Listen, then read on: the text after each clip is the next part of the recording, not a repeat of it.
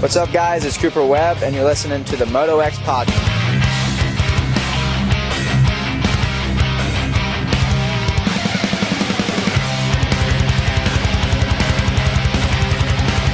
Hey guys, what's up? This is Aaron Plessinger, and you guys are listening to the MotoXpod.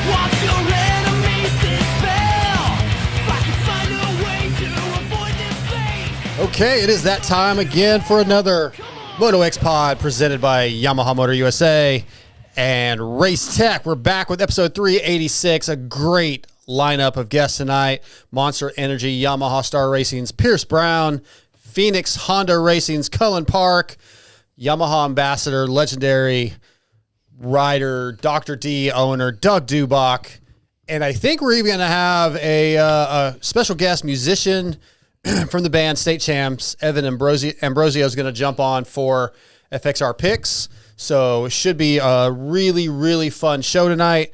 Lots to get into, lots to handle. Let's do the Yamaha Motor USA opening chat read real quick. I'll introduce everybody. At Yamaha Motor USA, we don't just build motorcycles. We engineer legends from championship podiums to off-road trails. The YZ platform has defined dirt bike excellence for generations. Whether it's the dominance of the YZ450F, the YZ250F, or the beloved YZ252 stroke, every YZ is built for riders who push harder, ride faster, and demand the best. So unleash victory, ride Yamaha. Check them out at YamahaMotorsports.com. Sorry about that. What's up, guys? In studio. First of all, no, go ahead. Well, I'm afraid of what I was about to say is not going to work out now, but I was going to say the one and only reliable podcast in the moto industry, MotoXpod. You can count on us to be here on our night, our dedicated night. Ever reliable. Live. Do we have an issue? No. Okay, good. In studio, mostly reliable, sometimes on time, may or may not have caused the power outage at that other show on Monday night and partially on Tuesday. Scotty Thompson. What's up, Scotty? What's up, man? I left the blizzards in the car, so we're good. Well, I'd like to be eating a blizzard right now. That'd have been nice. Could have brought one in. Yeah, I didn't even work today, so. Oh, well, lucky you. Yeah. Also in studio, you just texted the other day about working 30 hours in the last couple of days. Well, I haven't had a day off since Houston. I guess I did work because we had to go to our monthly meeting. Yeah. GM, our manager's meeting. Okay. So I technically did work. I just didn't work at my physical store. Gotcha. Also in studio from 710 Designs. What? So not that anybody cares. 710 Designs. He's going to be in Arlington this weekend shooting Supercross for the first time. Chase Moore. What's up, Chase? What's going on, man? Yeah, I'm pretty stoked about that. Like, kind of been a dream for a while, so pretty stoked. What we forgot to tell you is you're going to be shooting from the porta potties. That's fine. That's fine. No, it's going to be fun, man. We're all going to be in Arlington. Some of us, you guys, may be heading over to the Red Bull Aaron Plessinger meet and greet function over at Billy Bob's in Fort Worth. That's that you're talking about? I want to do that. I think that would be cool. Yeah. Okay. So, that if you guys are in the area and want to go to a Red Bull event where Aaron Plessinger and some other Red Bull athletes will be at, check out AP's social media. I know he posted it today, I think. So that's going to be a cool event Friday night. All right. So again, this is the Yamaha Motor USA opening chat. I do want to touch. Oh, that's one of my keywords. Touch on. Trying to stop that. Yeah, we don't like you touching on people. Yeah, no, I'm trying to back off of saying I want to touch on and also 100%. There's a reason this table's so wide. That's good. So if you hear me go, like if somebody's saying something that makes sense and I go, X brand. Yeah, X brand. That means 100%. Yeah, okay. I agree. X brand. That's worse. It's a bad goggle joke. Yeah. But before we get into our first guest of the night, Pierce Brown, here in about 10 minutes, let's do a little housekeeping. We'll try to talk about Seattle. We're probably going to touch on, I do say it a lot. We're going to talk about Reno Arena Cross, doubleheader, just a little bit. Towards the end of the show for the FXR Picks, I think we'll do our 250 East predictions or whatever you want to call it. So we'll wait on that. But don't forget, Start Your Systems will be live at 6:30 Pacific. So that's 8:30 Central. I'm pulling that read up right now. Don't miss MX Simulator Pro Supercross live on Start Your Systems tonight at 6:30 p.m. Pacific. Watch top players in the game head-to-head as Braden Carter, Seth Carr, and more take on defending champion Colby Eaglin. Live racing, real battles, and intense championship competition. Tune in to Start Your Systems on YouTube to watch Kellen Brower and the boys do some MX Simulator racing. The stuff is really cool. We had it on the screen here last week. I will probably put on last week's race in a few minutes, so it'll be on the background if you're watching on YouTube, but we really appreciate the collab with Kellen Brower there at Start Your Systems.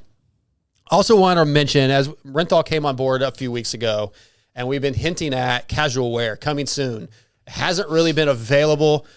We're all in studio wearing some Renthal casual wear. Ours showed up today. It is now available on renthal.com.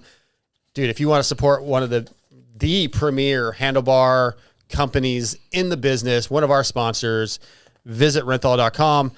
Check this out. Renthal casual wear offering is here. Shirts, hoodies, and beanies available now exclusively on the website. Also, if you're a mountain bike guy, the Revo DHC, which is downhill clip, and Revo TRC trail clip, clipless pedals from Renthal are also here. If you're watching on YouTube, there's a couple on display. They're kind of hard to see with our cameras, but they're sick.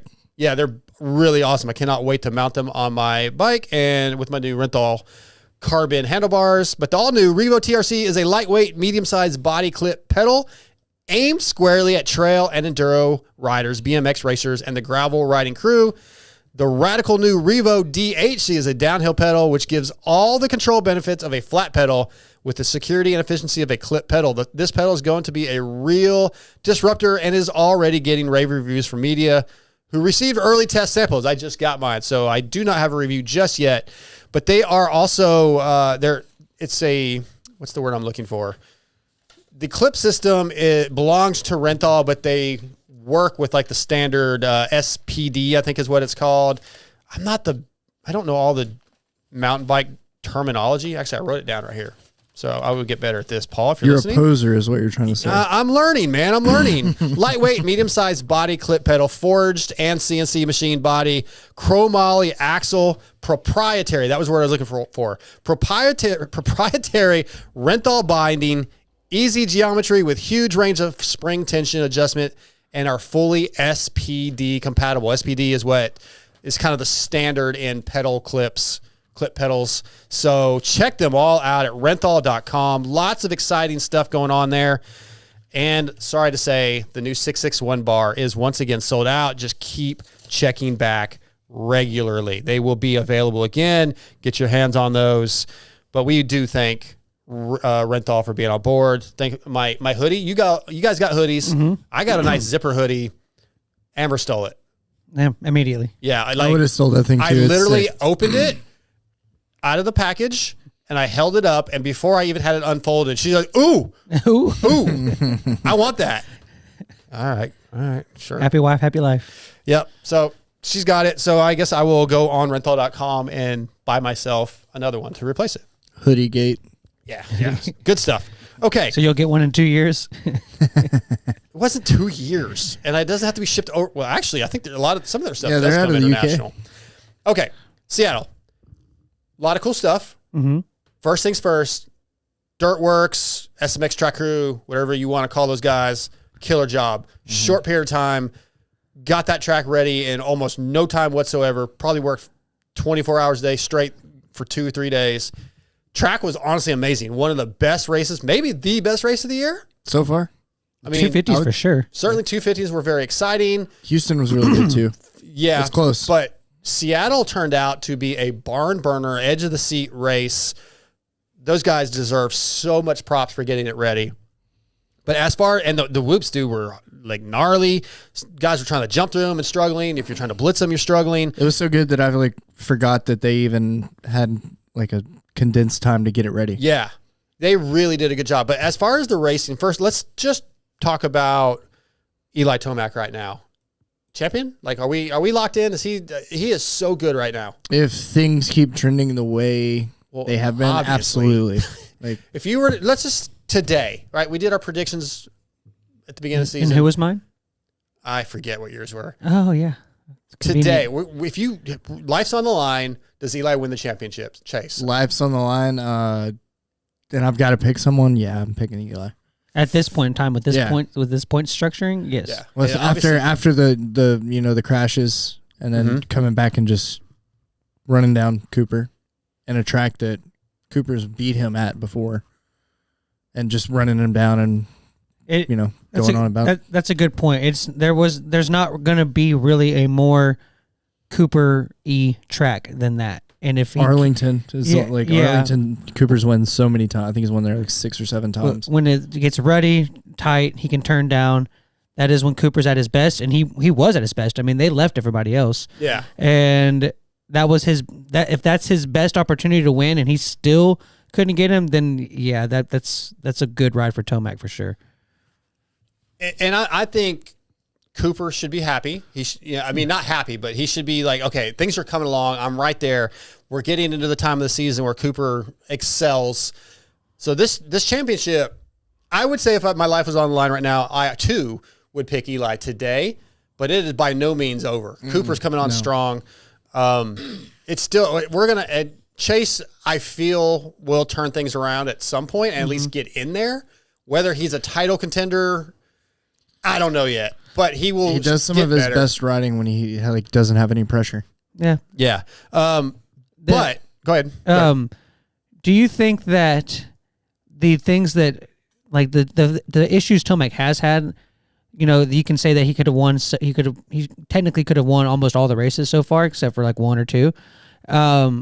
Do you think that the issues that he's had are just freak deals? Yes. Or do you think they're going to happen again? No. Do you think that anything like that?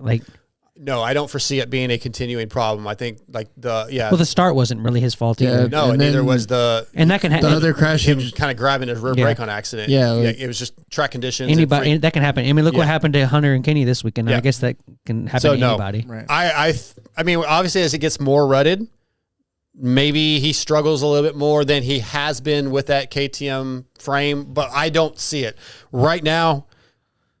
Eli's the favorite. Well, okay, then let me ask you this: do you think that he's in the best form that he will be this season, or do you think he will continually be getting better? That's hard to say. I don't think he'll get worse. I don't know that he'll get better. So I'll say he's at his peak right now. But he's okay where he needs to be. Because in the past he's the slow starter, gets hot towards the end of the season. That's kind of not been the narrative this year. And that's kind of why I asked the question. Is he in his best form, or will he continue to gel more with the bike, get better, and be even more dominant? Because if that's the case, then watch out everybody else. Yeah, for sure. And who knows? But I'm going to say no, I don't think that's just, obviously I'm guessing. I don't think he gets better. I think he stays the same. Cooper will get better. I believe Chase will get better. Right now we just have a really great championship potential. And we don't have a whole lot of time to get into the 250 stuff right now. We'll try to. Also, for our picks tonight, we're going to do 250 East, just so you know. Instead of 450s, we'll switch it up a little bit. Just giving you a heads up on that. I do want to give a shout out to Vital MX's Sean Ogden. He's the videographer, photo guy. He's the guy that he's helped me with my graphics, taught me how to do a lot of the stuff we do with graphics, along with Michael Lindsay when I was anyway. Yeah, I met him at A1 last year. Yeah, so cool when Revan Gordon flew off the track. And that was Sean? That was Sean. Oh, dude. And when it was live, you saw it from the crowd side, the high camera. And I just saw a head pop up, and then they showed the other angle. And I didn't realize it was Sean until his wife posted it. And I was like, oh crap. So yeah, Sean was the one saving the Vital MX camera, made that killer jump just out the corner of his eyes. Saving his shins. So shout out. I wasn't watching it that hard. I was just in awe that he saved that. And yeah, that's crazy. If he hadn't, Sean. If the concrete wasn't slick, he would have rode that out. Yeah, for sure. But that was pretty cool. Sean just said he looked at the corner of his eye, saw a bike flying at him, and he jumped up in the air. Then who got hit? Is that another camera guy? I think that was a track guy. Track guy. Okay. One of the guys in the helmets. But hey, our first guest of the night's on the phone. He's going to be brought to you tonight by Race Tech. And I want to remind you, if you have a 2024 through 2026 Yamaha YZ250F, like our next guest does, you can get the new air boot developed by Race Tech. Andrew Flores, the head of Race Tech Engineering, Engine R&D has developed an air boot for the 2024 the 26 Yamaha YZ250F that improves the power by 4%, which is more improvement than going from pump gas to race gas. I've got one in my Yamaha. I tested it out for the first time last week. We'll talk more about that later. But tonight, Race Tech brings us from the Monster Energy Yamaha Star Racing crew, Pierce Brown. What's up, PB? What's up, guys? How's it going? It's going really, really good, dude. I'm super excited to talk to you, first of all. I'm glad the East is about to kick off. But one of the main reasons that I'm really glad to talk to you, and my guys here they always say I start off negative with the interview, but from all the podcasts I've heard so far, most of the media guys are picking Seth Hamaker and your teammate Cole Davies as the favorites. I'm not down with that, Pierce. I told one media member in particular that you were probably my favorite, and they thought I was off. But I think you're my guy, man. What do you feel? Yeah, I appreciate that. I mean, everybody's kind of gonna have their own opinion, but for me, it's been cool. I've been able to ride with Cole every day. I can tell you that he's gonna be definitely riding good. He has been riding good lately. Yeah, we're both riding good. I think he's beatable. I haven't obviously seen Seth yet, but we'll see how we stack up this weekend. But yeah, I mean, there's a handful of guys too. Like Nate's riding really good. Our whole team has some heavy hitters, so. For me, it's been good to ride with them because, I mean, that's the pace. Like, I know I've been riding at what should be race pace. I mean, so I'm excited. But, we had a tough year last year. We didn't race any Supercross, tried outdoors. That didn't go well. So I understand people writing me off, but I appreciate you. I mean, a lot of people have forgotten. I'm ready to go show them, this weekend. I feel really good. Yeah, and that's 100% the reason that you aren't on the top of their list is you basically missed an entire year. But I'm going back. All these guys got injured for the most part. Cole had an issue. Hamaker had an issue.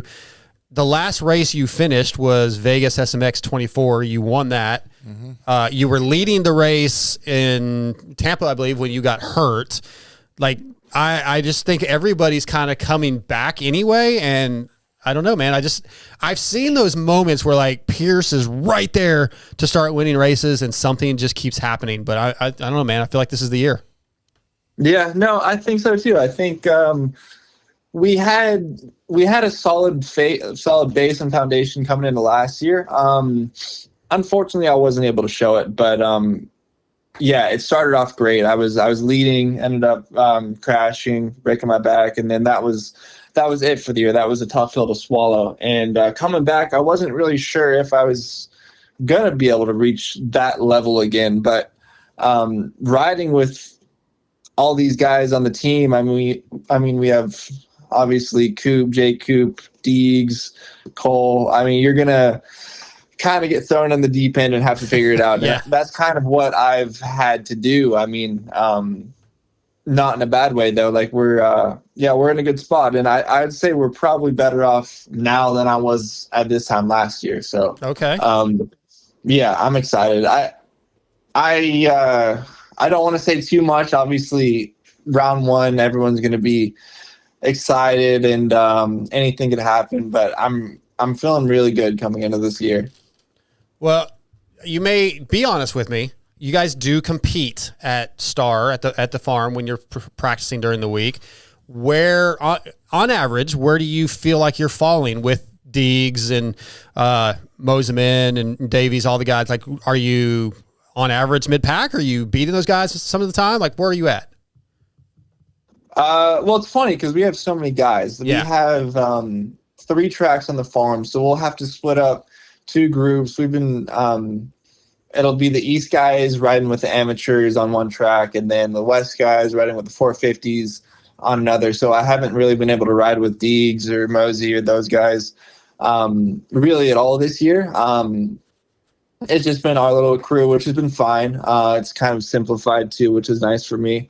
We were able to ride with Mosey and Max a few weeks ago, and granted, we've been practicing for 4 months now. I mean, Yeah. we got these tracks dialed, but no, we stacked up good with them. I mean, we were about the same, if not a little bit better than those guys.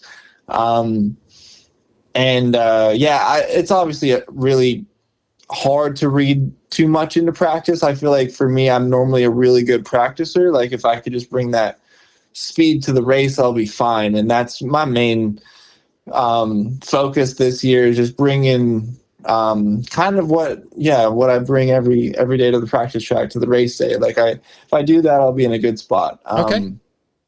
But yeah, I like it. Scotty?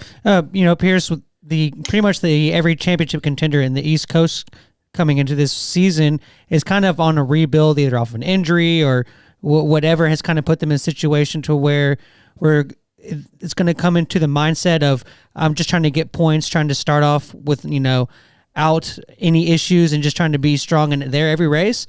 Does that kind of affect how you look at this opening round, since everybody's going to be kind of quote unquote playing it safe? Is that something that you thought about, and are you at the point where you can kind of charge for the win, and like that's the mindset for this weekend for sure?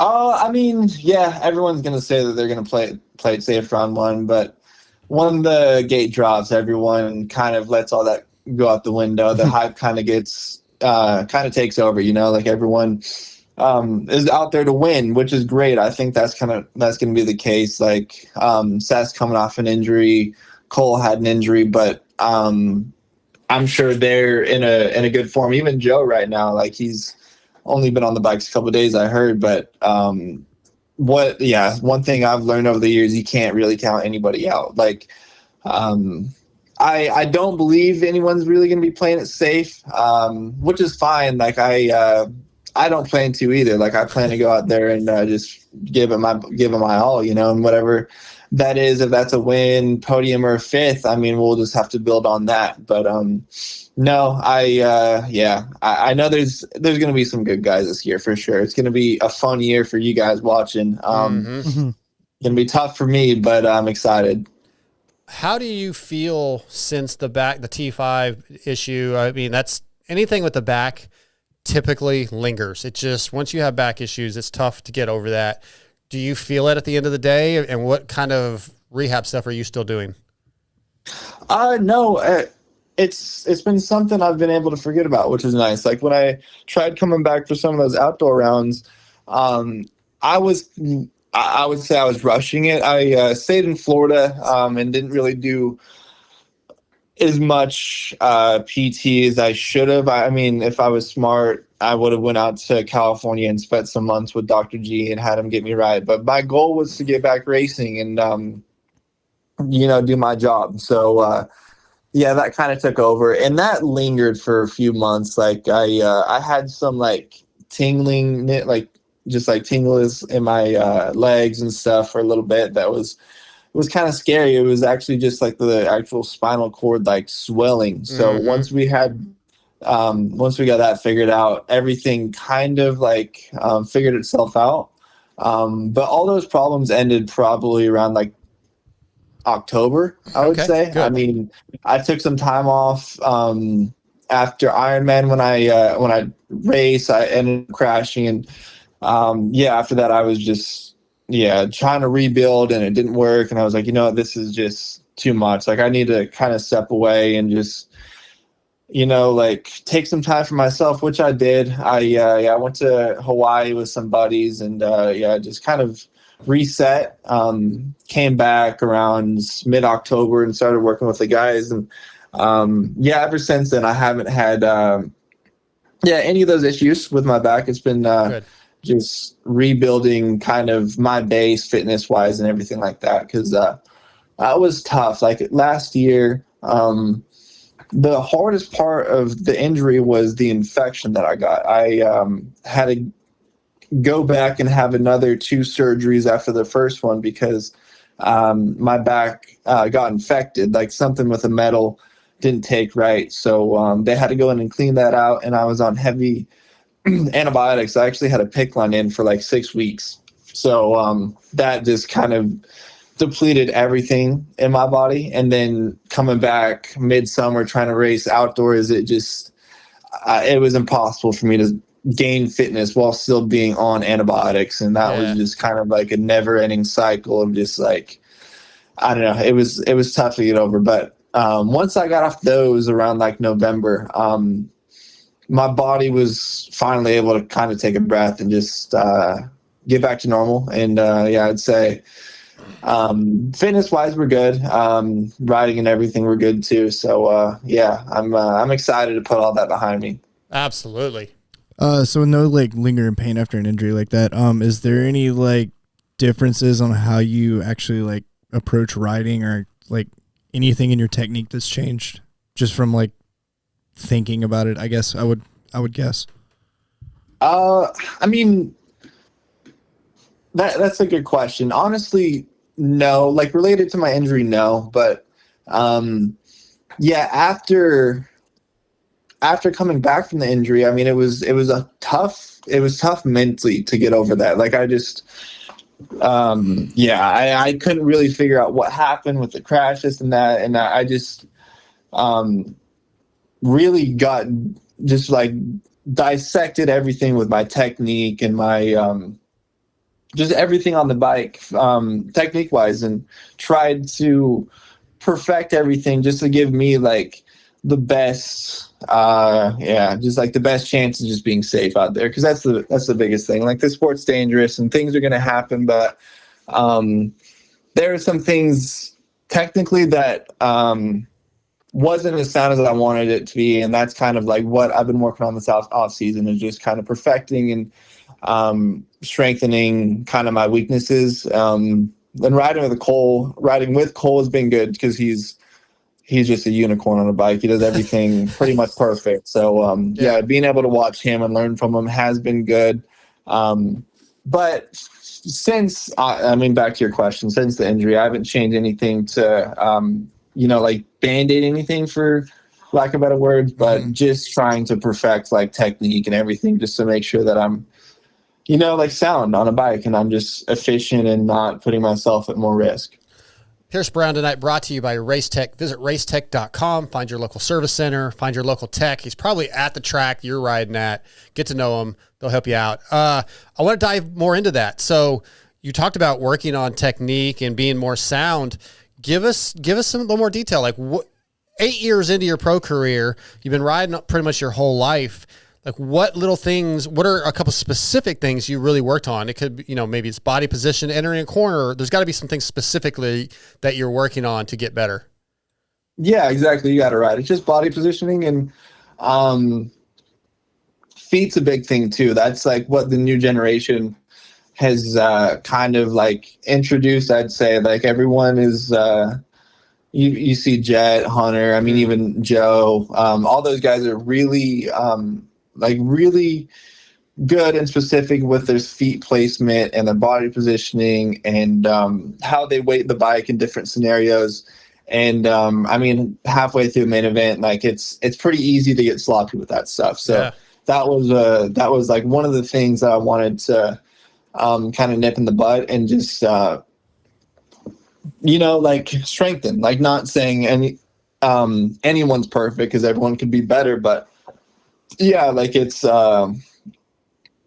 definitely big, like 10-15 minutes into, say, an outdoor, halfway through a main event, when other guys are getting tired, getting sloppy with their technique, and if you could stay more efficient, save energy, this and that, like that'll go a long way. How difficult do you find it to, let's say it's something as simple as a foot position, tucking your toes in a rut. For me, I'm 50 years old. I have no talent compared to you, but to change anything feels impossible because I've been doing it my whole life. And my buddy who's a really good ride, has really good technique, is like, okay, do this and this. And I just cannot, it's so difficult because it's just, I've been doing it so many years the way I do it. And I almost kind of like, screw it, this is how I ride. This is just it. So how difficult is it to go change one little thing at a time, or multiple things, I guess, would be more difficult? Yeah, I mean, don't get me wrong. Like, it's not that I went and reinvented the wheel and changed everything about my technique. Like, once you get to like a certain level, I feel like what you got is what you have, and like it would be more work to go and kind of change every little part about my technique and try to ride like Jed and Jorge and all these guys. And don't get me wrong, that's not what I did per se. Like, I just kind of found, like found a corner where I was kind of dropping my shoulder, and then I try to work on weighting my outside peg, and just like, like the like fundamentals of just riding, that you learn when you're on 50s and 60s. Like, it's pretty easy to forget at this level, and a lot of guys do. So, it's just little stuff like that. It goes a long way. Scotty? Oh, and the biggest thing for this year, Pierce, is they changed the tough lux. Oh yeah. So we got to be excited about that. Yeah, I know. Yeah, that's big. I know. It was funny seeing that, but yeah, I mean, whatever helps. I mean, I'm not complaining about it, that's for sure. No, I think it's very beneficial. That was a good change. And honestly, Mathis has been for years saying, like, we got to do something with that. And it's dangerous. And they finally did. So I don't think they did it because of Steve, but he has definitely been a proponent of it, and it's a good change that Feld did. I've got a couple more questions for you, a couple listener questions, and we'll let you go. I want to know how important you feel this season is. As I said, 8th year pro, I believe. We sometimes go, is this a do or die season for rider A, rider B? How do you feel about this season as far as I need to get a certain number of wins, I need to perform at a certain level, or where are you at with that? Yeah, I mean, that's a good question. Like, around November, I'd say like that question was in the back of my head. Like, this is a big year for me. Like, this is contract year. I came off of a tough year last year, and I was at a point in my career where I was just about to, what I felt like, make that next step and become like a consistent winning guy, where I think I belong. And that just felt so far away a couple months ago. So that was something that was just on the back of my mind, like every single night. And, like the more that I was just riding at the track with the guys, like that question kind of just slowly went away. And it was more so just just being present in the moment and doing whatever I needed to do in front of me. And, I feel like I'm in a good spot. Like, there's no reason for me to overthink anything at this point. Like, we're 3 days out from the race. Like, right.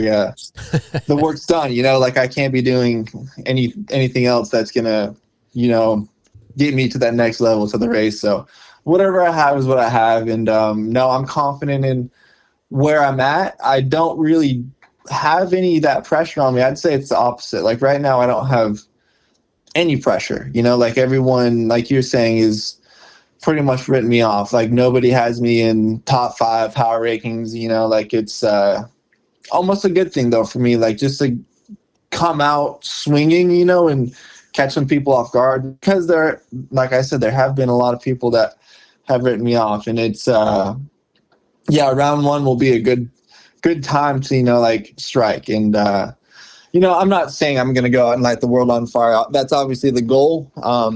But like I said, I just don't really feel that much pressure, to go really like better anyone else's expectations. Yeah. 'Cause I feel like my expectations for myself is to be a winning guy, and that's not really what anybody else sees in me right now. So, it's kind of just like, screw them. I'll just go do me.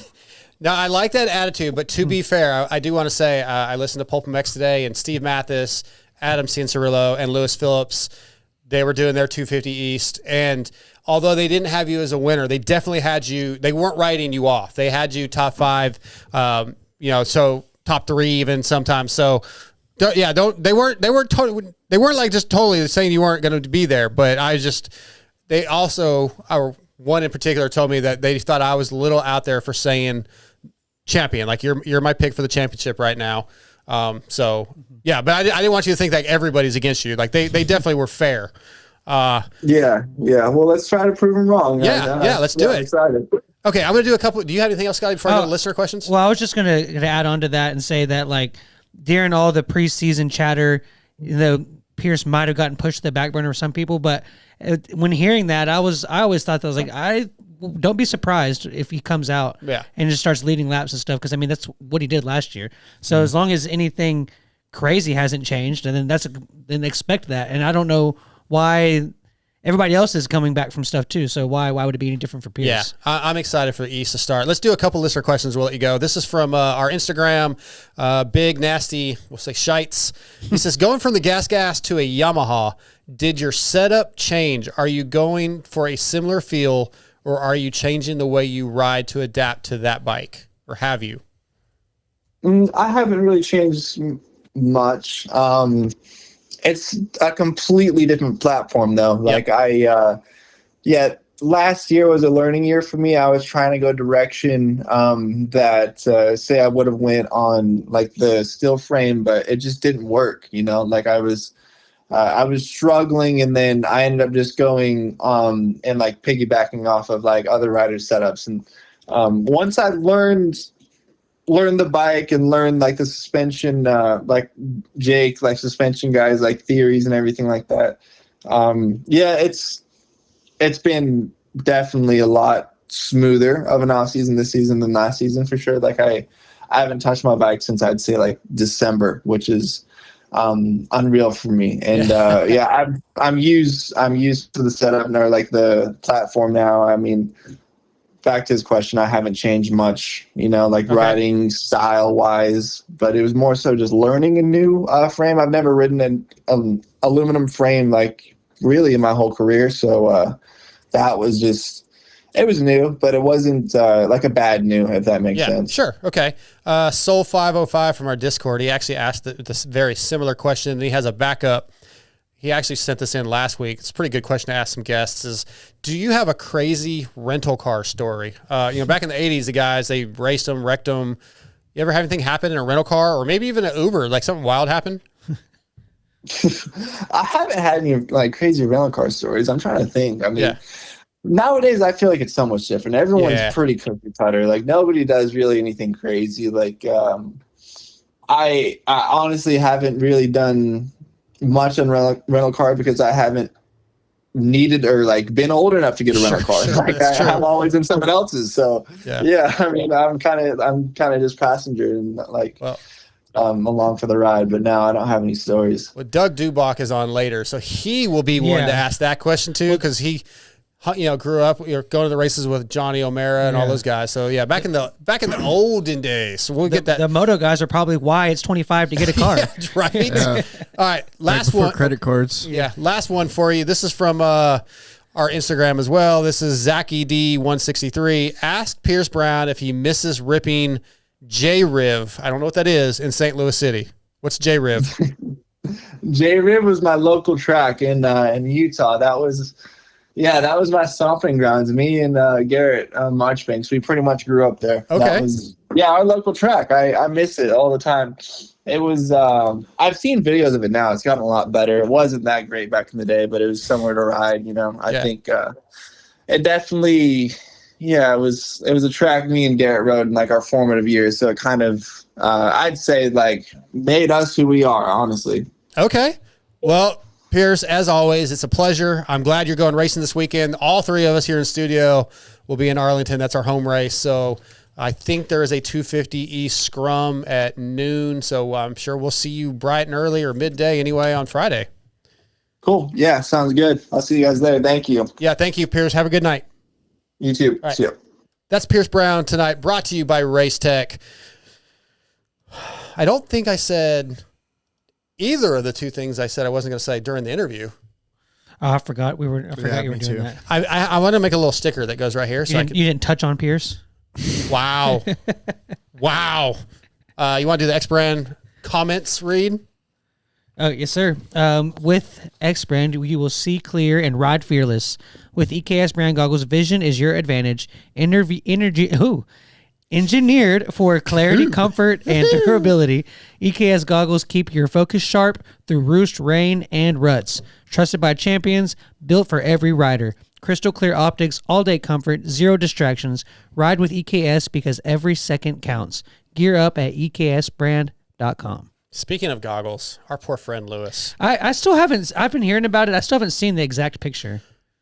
It's okay. I don't know how to explain what the issue is. It looks like the goggles are very, very high up. Like his eyes are at the very bottom of the goggles.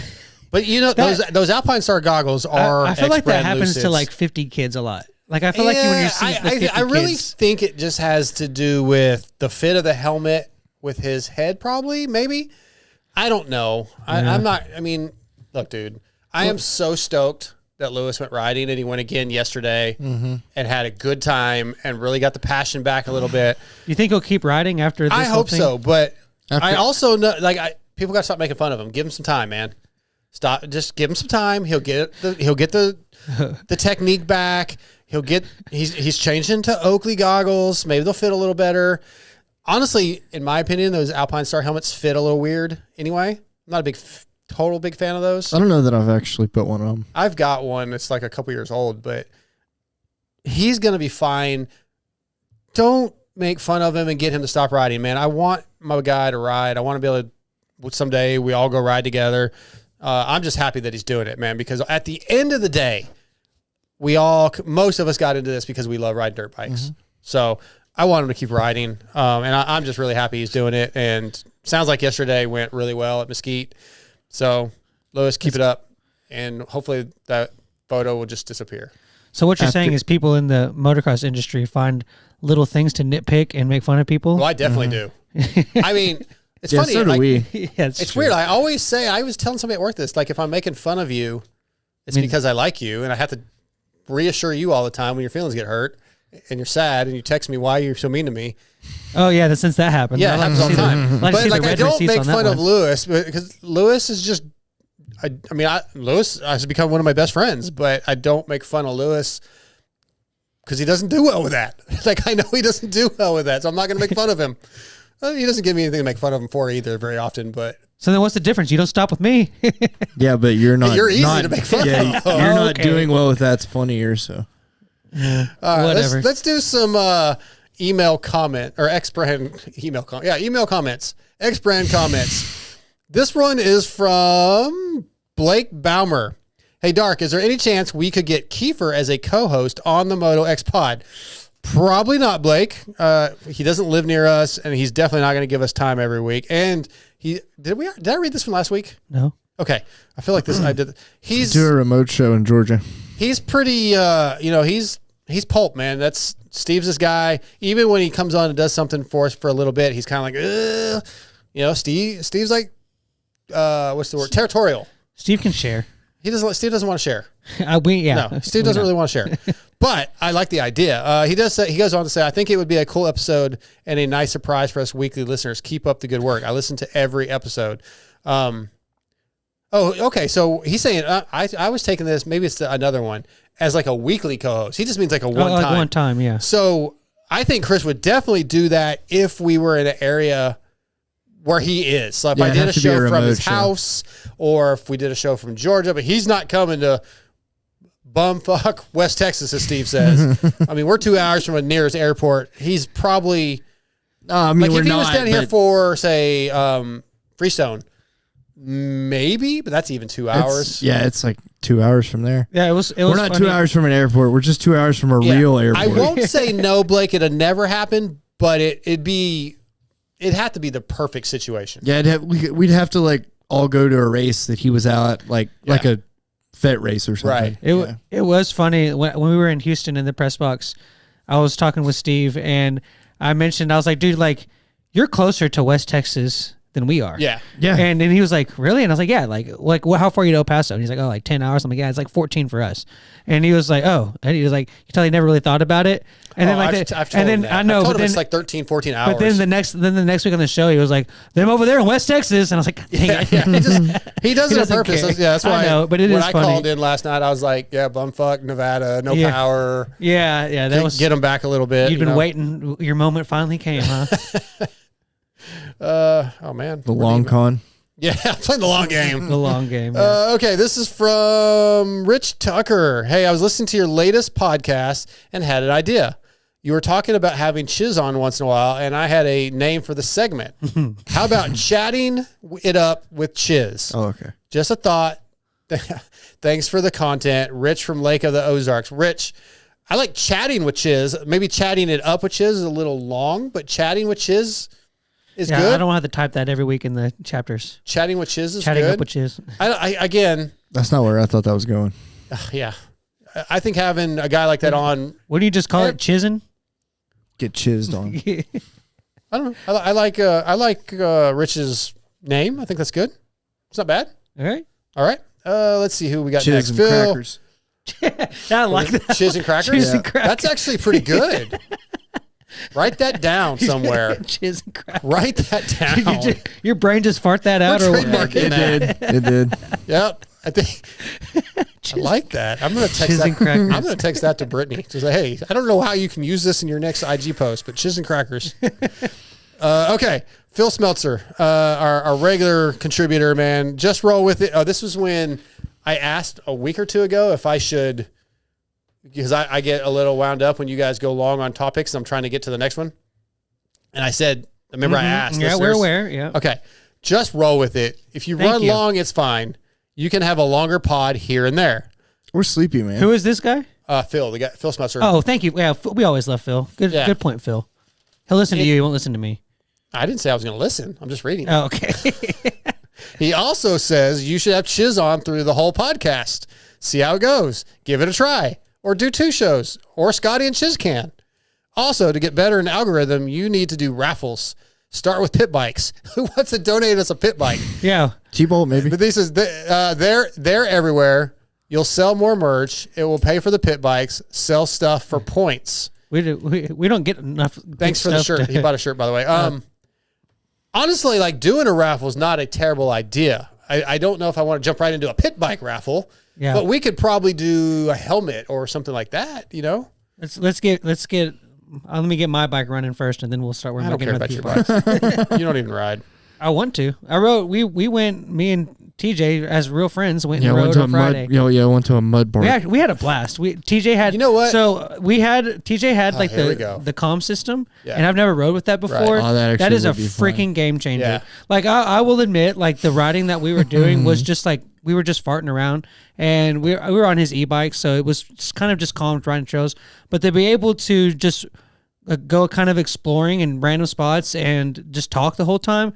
Like I had just as much fun doing that as I would have riding anything else. Yeah. just I can because see the that experience. being fun. I think it'd be more fun on like a place like a single track. But see, but- if you're well that too, but if you're like on a motocross track, I don't want to talk to you guys when I'm on a motocross No, track. I need to focus. I meant more of like But a real like- trail ride. Yeah, no, instead like of trails and instead stuff. of like We found stuff. cheap trails or whatever. We found stuff. We did like there's some rock climbing stuff that we Yeah. found. Okay, It was fun. I'm sure it would have been fun, and Yeah, I think I we said don't- that. I think the other stuff would be more fun. I just remembered like the last time I was there and how drunk I was and how muddy it was, and I was like, "There's I no thought way I'm about that taking too a dirt because that bike was out there." the last time I went there was in the same scenario. It was but- Mud Nationals probably. Yeah, it was. I don't know if it was Mud Nationals, but it was just it was one of their events. Yeah. But we actually I thought the same thing, but it wasn't like that. It was actually a lot of fun. Okay, this is from Talon Taylor, which is Pulpamex. Talon answers the phones. Oh, wow. Mr. Yar Binks. Crossover. Yeah. Crossover. He pod. says, I posted some video of me riding at 6 feet under on Instagram. Mm-hmm. And he says, Dart, you're letting off way too early for your corners. And then having to blip the throttle 3 to 4 times to make it to the turn. Laugh out loud. Pick a turn and put a rock down and hold it on until the rock. Then inch the rock closer to the turn till you can't make it anymore. You'll beat Steve, guaranteed. And I replied with, yeah, it feels like I'm going, when you're doing it in real life, it doesn't feel like you can go any further. Is this when you said something about watching video back? Yeah. Every time I watch a video, I'm yeah. like, why am I off the gas for so long? But when you're on the bike, it doesn't feel like you're going to be able to be fair to your defense on that corner specifically after that loop section, I don't know if it's quite the same as it was last time I rode it. Where? The corner after the one that you're talking about. After the whoops. Oh, that wasn't the one I was talking about. Yeah, there's not a corner right after those whoops Well, anymore. it's straight away, then a corner. Is that not worth? Is it not the video Well, I saw? there was a couple. Okay, there was a couple videos, so I'm not even sure. Okay. I actually already did. I was don't even know. I was trying to defend you, like but yeah, I guess not. So well, screw you. What were you going to say? I was gonna say that is a very weird corner. It looks like it has a big berm, and then like you can come into it, but then there's kind of only one sweet spot to that corner. Used to seemed like for there's me. pretty good lines through it. I'm definitely. Is it the one before that then I little won't step down defend you. table? All right, Well, cool. no, I appreciate you trying to defend me, but I'm going to be real. I'm letting off too soon. This is the one before that little step down table thing.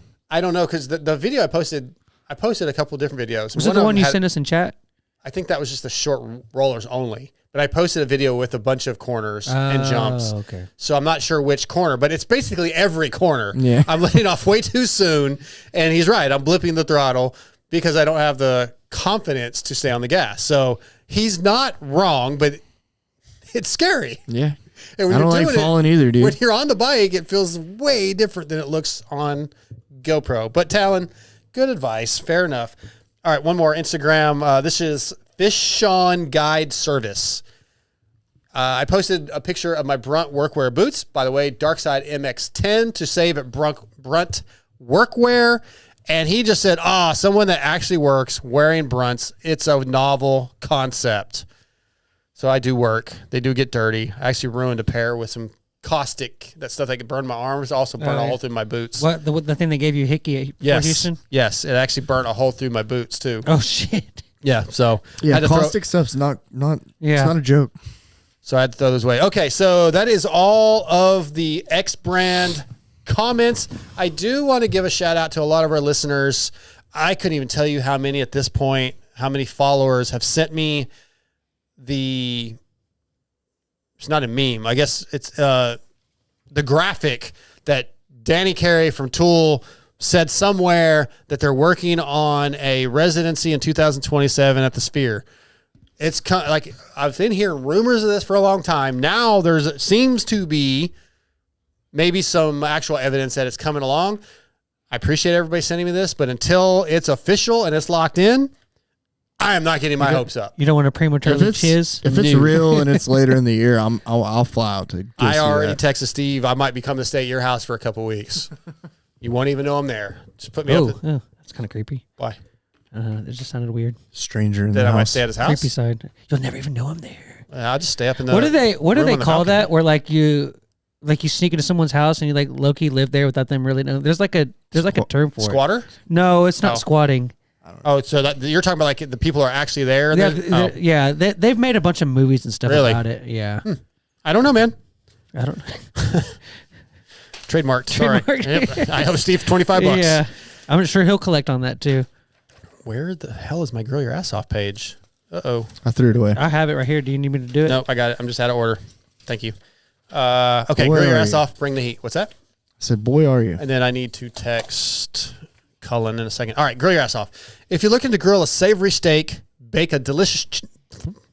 If you're looking to grill a savory steak, And I'm the bake one a that can't do delicious reads. chicken breast, make the perfect roasted potatoes, or fry bacon for breakfast, Grill Your Ass Off has a seasoning to elevate the experience.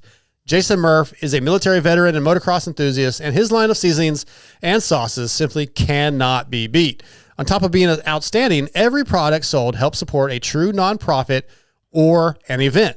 Visit grillyourassoff.com and use promo code DarksideMX3 to save 20%, and I promise you will not be disappointed. You can get habanero barbecue sauce. I just tried some of the salsa. That was really good. They have jerky, Donkey Dong pickles, Infidel, Claymore, Cannibal are all names of different seasonings. You can mix them up, mix them together. It doesn't matter. They're awesome. I know Lewis, I sent him some of the Platoon Sergeant, which is salt, pepper, and garlic, and he really likes that. I love that on my eggs. Very, very good stuff. Grill your ass off. Bring the heat. Does anybody have one tonight? Yes, I do. Why don't you go first then? I'm going to text Cullin while you're doing So that. this is actually, well, I kind of need you to be. Oh, is it about me? Well, I actually have a question for you. Okay, give me 1 second then. Okay. Yeah, let me text Cullin. Calling You're good. in 5 to 10. Okay, go ahead. All right. Sorry. So if let's just say, you just wanted to do it. Yep. And you're like, you know what? I'm going to take this bottle of Coca-Cola. Okay. And I just want to shake it. I just want to see it shake up. I'm just going to shake this bottle of Coke With the capsule on. with the capsule. I'm going to All shake right, it I'm up, with you. and then I'm going to open it. Okay. Are you surprised after you open it that it fizzes everywhere and blows up and you have to get napkins and clean it up? I would say no. Okay. So this morning, when in our group text, you decided that you wanted to, mess with me, which is fine. We have good fun. I like our banter. You wanted to mess with me that I wasn't going to be able to go to the race this weekend. And then when I was like, you said that, like, okay, well, that doesn't make any sense because this, and this. And then it's immediately, oh, calm down. I'm just messing with you. So don't be surprised when the Coke fizzes everywhere that you have to come up with some napkins, okay? That's my only point. Grill your ass off. Bring the heat is over. I'm not surprised, Fizz Boy. Okay. Because if I do it so you'll fizz. Yeah, I know, but don't be surprised that you have to have napkins, okay? The Chiz and Fizz segment. Yeah, maybe that would be. You can no, and I'm totally fine with the back and forth and doing that, but don't tell me to calm down when you clearly riled me up. Just let me be riled up. But then we wouldn't get this right here. Yeah. I'm so surprised when you get flustered or wound up over stuff I say to you, knowing I'm messing with you. You gotta know. Well, that was a sensitive subject. Legitimately, if you couldn't go to the race, I would feel bad for you, and I would probably call you. Okay. I would be like, oh shit, this didn't go how I thought. Well, your ominous emoji didn't help either.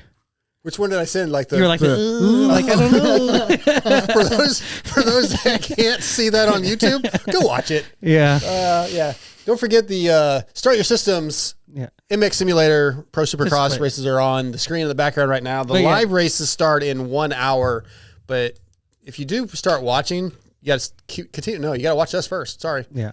But anyway, if you throw a can of PJ1 into a bonfire, it's gonna explode. Okay. Oh, boy.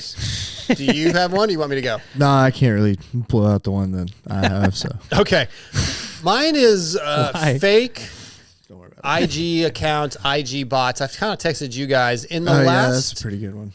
In the last week or two, I have had hundreds, probably at least 20 a day, fake accounts start following me. Like one post, and it's very clearly their fake accounts, and I don't know what to do. Like, it's my entire notifications. They think you're vulnerable, and they're going to get money off of you. But yeah, very few even say anything. A couple would be like, "Hi," yeah, but like, bots. What do they do? Why and how do you stop it? I don't know. I've Googled it, and you're supposed to be able to click on like possible spam accounts, and it should filter those out. But when I click on that on my followers page, it shows no spam accounts. Like to me, a spam account, my number goes down though, and I don't look as cool. I just don't want it to mess up. Like it's not messing my feed up because I'm not following them back. But my notifications, I see, or I'll get a comment. I'm like, oh, a listener maybe commented. Nope, it's just somebody going hi, or oh, your daughter looks so cute. It's like a picture of my granddaughter. I'm like, who are you?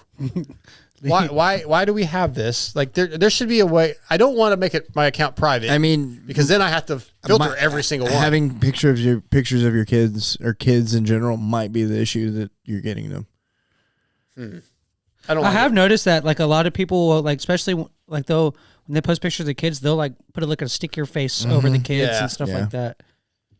But why would a random person start following me, or hundreds, because I have a picture of my granddaughter? Which you don't want the answer. You don't really want the answer to that on the show, I don't think. Okay, I don't know. I don't know how I feel about any of this right now. Yeah. Let's see here. I guess we could try to get world we live in. Cullin on. He hasn't responded yet, but I will make the call. Let me get another topic going while we try to get him on. I don't want to make that into a positive though. That's why I enjoy the sport of motocross, because everybody has, I feel like for the most part, everybody in this sport, everybody I've met through the industry is usually pretty well balanced moral wise. And I really I've the best camaraderie I've ever had. I mean, I have my core best friends that I've had since high school and all that stuff. A lot of them are from riding dirt bikes. Yeah. But the core moto people that I've met it's kind of like a little safe haven from the rest of this crazy ass world. Okay. So like that's why I like to stay involved with this sport, because it's kind of like a little utopia in a way almost. Yeah, makes sense. I just thought of this. It's something I meant to do at the beginning of the show when we do our housekeeping. Follow it. If you're not subscribing to our YouTube channel, please go do that. MotoXpod. I think it's officially like MotoXpod 333.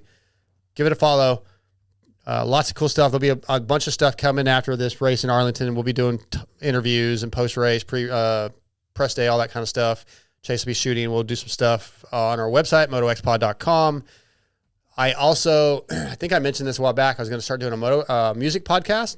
I'm calling it The Mixdown. I did the first one last night with Evan Ambrosio from State Champs, who will be on a little bit later, and more to come.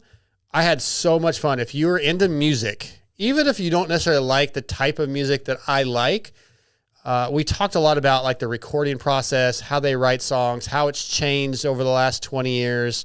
We talked a little bit about touring and producing music and it just being in a band.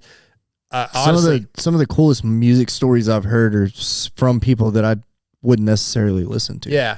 Yeah. Well, and I am working on a few others coming up. I think I'm going to have some producers on, some other musicians. So it's going to be fun. I'm going to try to do at least one a month. I'll just throw it on the MotoXpod feed. So if you're a music fan, please check those out when they come out. The Evan one should be up probably Monday. I may do it Friday. We'll see. But all right, let me work on getting him on. Why don't you two, while I'm working on getting Cullin on, talk about the Levi Kitchen, Hayden Deegan battle, what you guys thought of it. Was it a little bit unnecessary with the way Hayden was slowing down and kind of looking back and all that? What your thoughts were about that racing? I guess I'll ask it to you this way, Chase. I didn't think of this at first, but when I did hear it, I did kind of was like, oh, this kind of resembles it a little bit. Do you in any way think it was all like the Stu, Chad Reed, Unadilla 02? Do you think that was that kind of scenario? No. Because he let him pass him and dropped him. If I'm thinking of the same thing. Yeah, but I mean, Deeks kind of. You're talking about where Stu slowed down just so he could go back by and smoke him. Yeah, I don't think so. Some people say that that's kind of what. Yeah, but there was no look. He wasn't just straight looking back and kind of cutting it. Yeah. I don't know, man. I got to give Cullin more time, so it's. If somebody was racing like that in front of me, I think you know what I would do. Yeah. Well, I will say that's that what I have to say about that. I was a little when he finished and he did the hey come over here, he put the hand up. I was like, okay, where is this gonna go? Yeah. And then when they just kind of were buddy, I was like, oh.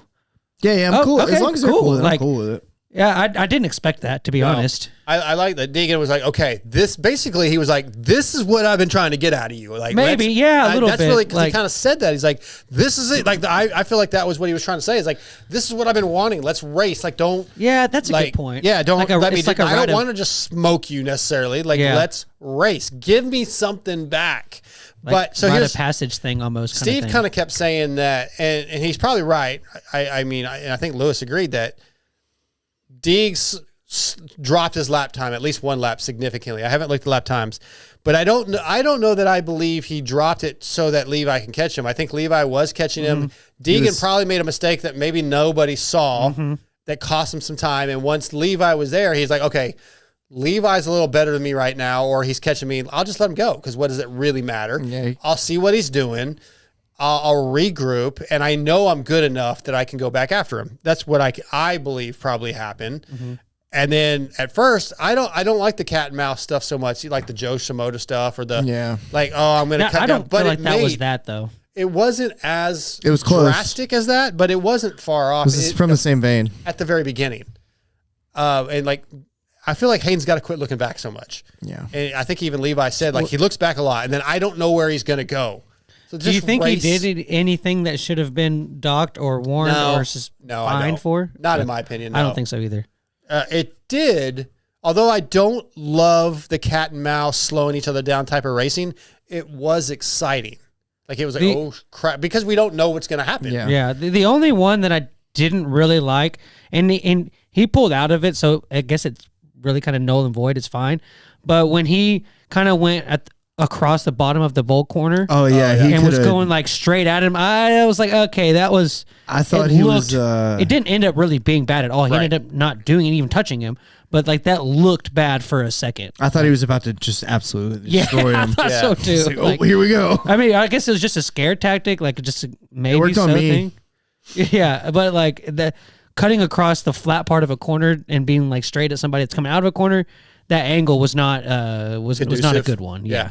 Do you feel like we owe some props to Levi for his ability to come through the pack a little bit? When years past, we were like, well, if he doesn't get a good start, he cannot come through the pack.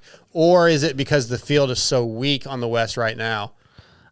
He's had to do it a couple times. You pegged him as like he's a start dependent guy.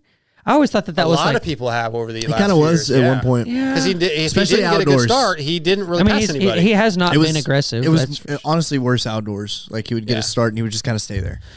You can say that, but also at the same time, he was in front of Deegan at the beginning of that race.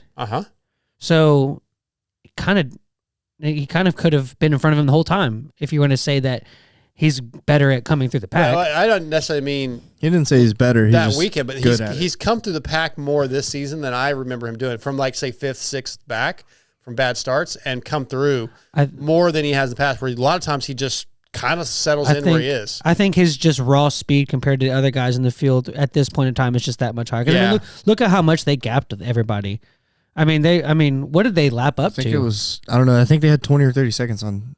On max. So if they probably lapped up to 7 or 8. So I mean, But overall though, that was super exciting. I'm here for it. I like it. Hopefully we have that kind of stuff in the East.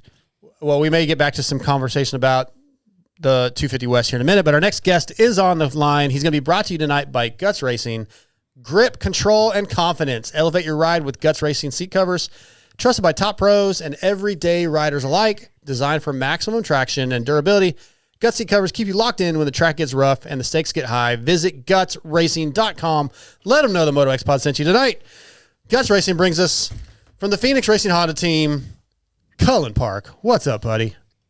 What's going on? How are you guys? Thank you for having me on tonight. Yeah, well, thanks for doing this. And I had you on my list of guys to get on in the next few weeks, but Michael Lindsay reached out a couple, I guess maybe 2 weeks ago, and said, "Hey, man, can you get Cullin on?" I was like, "Hell yeah, he's on the list anyway. Let's do it." So I'm always excited to talk to you, man. You know, I've been a big supporter of you for a while.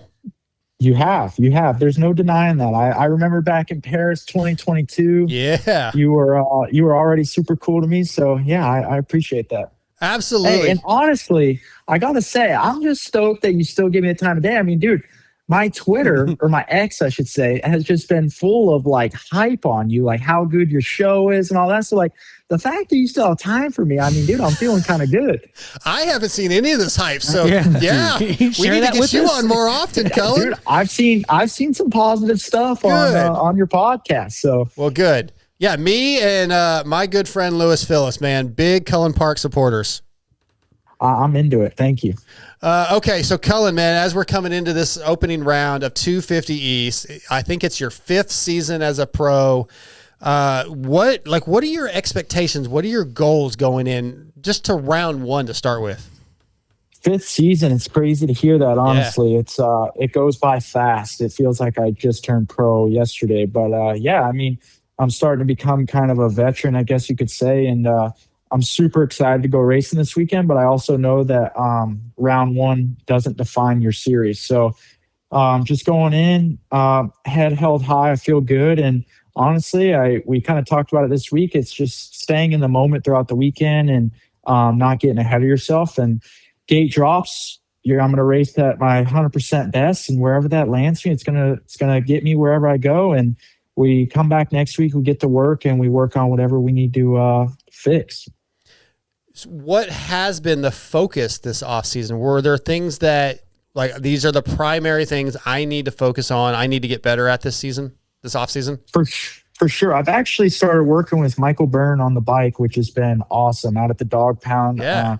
We have a really good group, and I've had Blake Savage for years, which I still am working with Blake off the bike, but I never had, because Blake's obviously in Utah, so I never had someone like strictly on the bike besides like Keith Harrison would come down every now and again. But I think that's been a massive piece of my program that's been helpful this offseason, is having Burner at the track every day and just really kind of nitpicking what I need to work on. And a lot of that was me trying to work on my whoop technique a little bit to get that better. And also the biggest thing is just my corners dude, corner speed, like watching Hayden on the West Coast. I mean, you can see his corner speed is just unbelievable. And that's where he's getting everyone. It all comes down to the turns. I mean, for the most part, we're all kind of doing the same rhythms. I mean, there might be a tough rhythm where like only one or two guys get it, kind of like what we saw in Seattle. But yeah, I mean, I've really just been trying to focus on my corners and getting rid of the slight pause that I had in them. And I feel like I made good progress with that. So yeah, I'm looking forward to it. So Scotty, Chase in studio, that he sounds like he's working on the same thing that Talon told me I need to work on. So I posted a clip of me riding from like a week ago, and Talon, who works for Steve Mathis on the Pulp Show, said you're letting off too soon. You need to enter faster, brake later, all the stuff I know. But it's like, yeah, that's hard, bro. It's scary. Yeah. Oh yeah, for sure. It's and the thing is, you can feel like you're doing it great, and then you watch a video of yourself and you're like, dang, like that's what I look like. Like I've kind of been dealing with that all off season, but it definitely helps to be able to watch back and kind of see what you're doing. Yeah, like when I'm on the bike and I go into a corner, I'm like, if I let off any later, I'm not going to be able to make the turn. I'm going to shoot over it. Then I watch the video and I'm going, why am I coasting for 100 feet? Like, what is wrong? Exactly. No, when you're the guy in the helmet, though, it feels like you're doing it all correct. But it's tough. So I'm going to ask you the same thing I just asked Pierce Brown then, because he's working on some technique things too. You've been doing this your whole life. How difficult is it to change things like that? Like it might be a little thing, like braking a little later, it might be tucking your toe in, whatever that technique is. How difficult is it to make a real change where it's now part of who you are?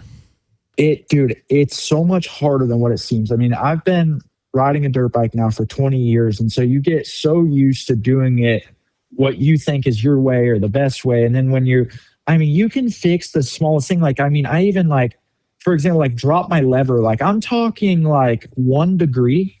And like, that was tough to even just try and like kind of get used to that. And 1 degree, I mean, you're barely noticing that, but like, it's to like kind of try and help my technique even with that. But like, when you just make the smallest adjustment, it takes weeks to like really make it become normal. And like, the biggest thing is almost, you just have to slow down for a couple of weeks, which is obviously really hard to do when you're riding with a group of people nonetheless, because you obviously just want to compare yourself every day naturally.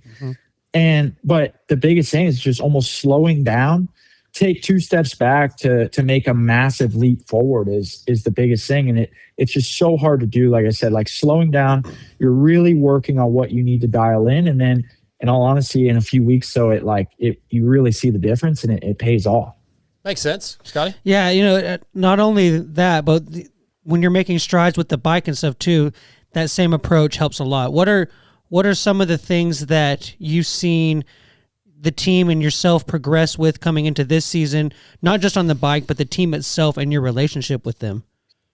Yeah, man, that's a good question because the team has been awesome this offseason. Like I'm so excited to go racing this season, and the team we've made some a lot of improvements with the bike, and I think the team is really like we're all just gelling. It's like just a big good group that we have going on. Like I think it's going to be a great vibe at the races, and I'm really looking forward to that. And I mean, dude, we changed a lot this offseason, honestly. Like nothing major, but it just kind of adds up and ends up being a lot. Like we have a different engine, and then obviously we're still on factory connection, but like I made a lot of adjustments to suspension and stuff. Like my bike is honestly quite a bit different suspension related this year compared to last year, and I'm on the same motorcycle. So, and I feel like, when you're progressing as a rider, you also have to make adjustments to the bike. And luckily, the team was just so good about that this offseason and just really just trying to give me everything I needed to be better. And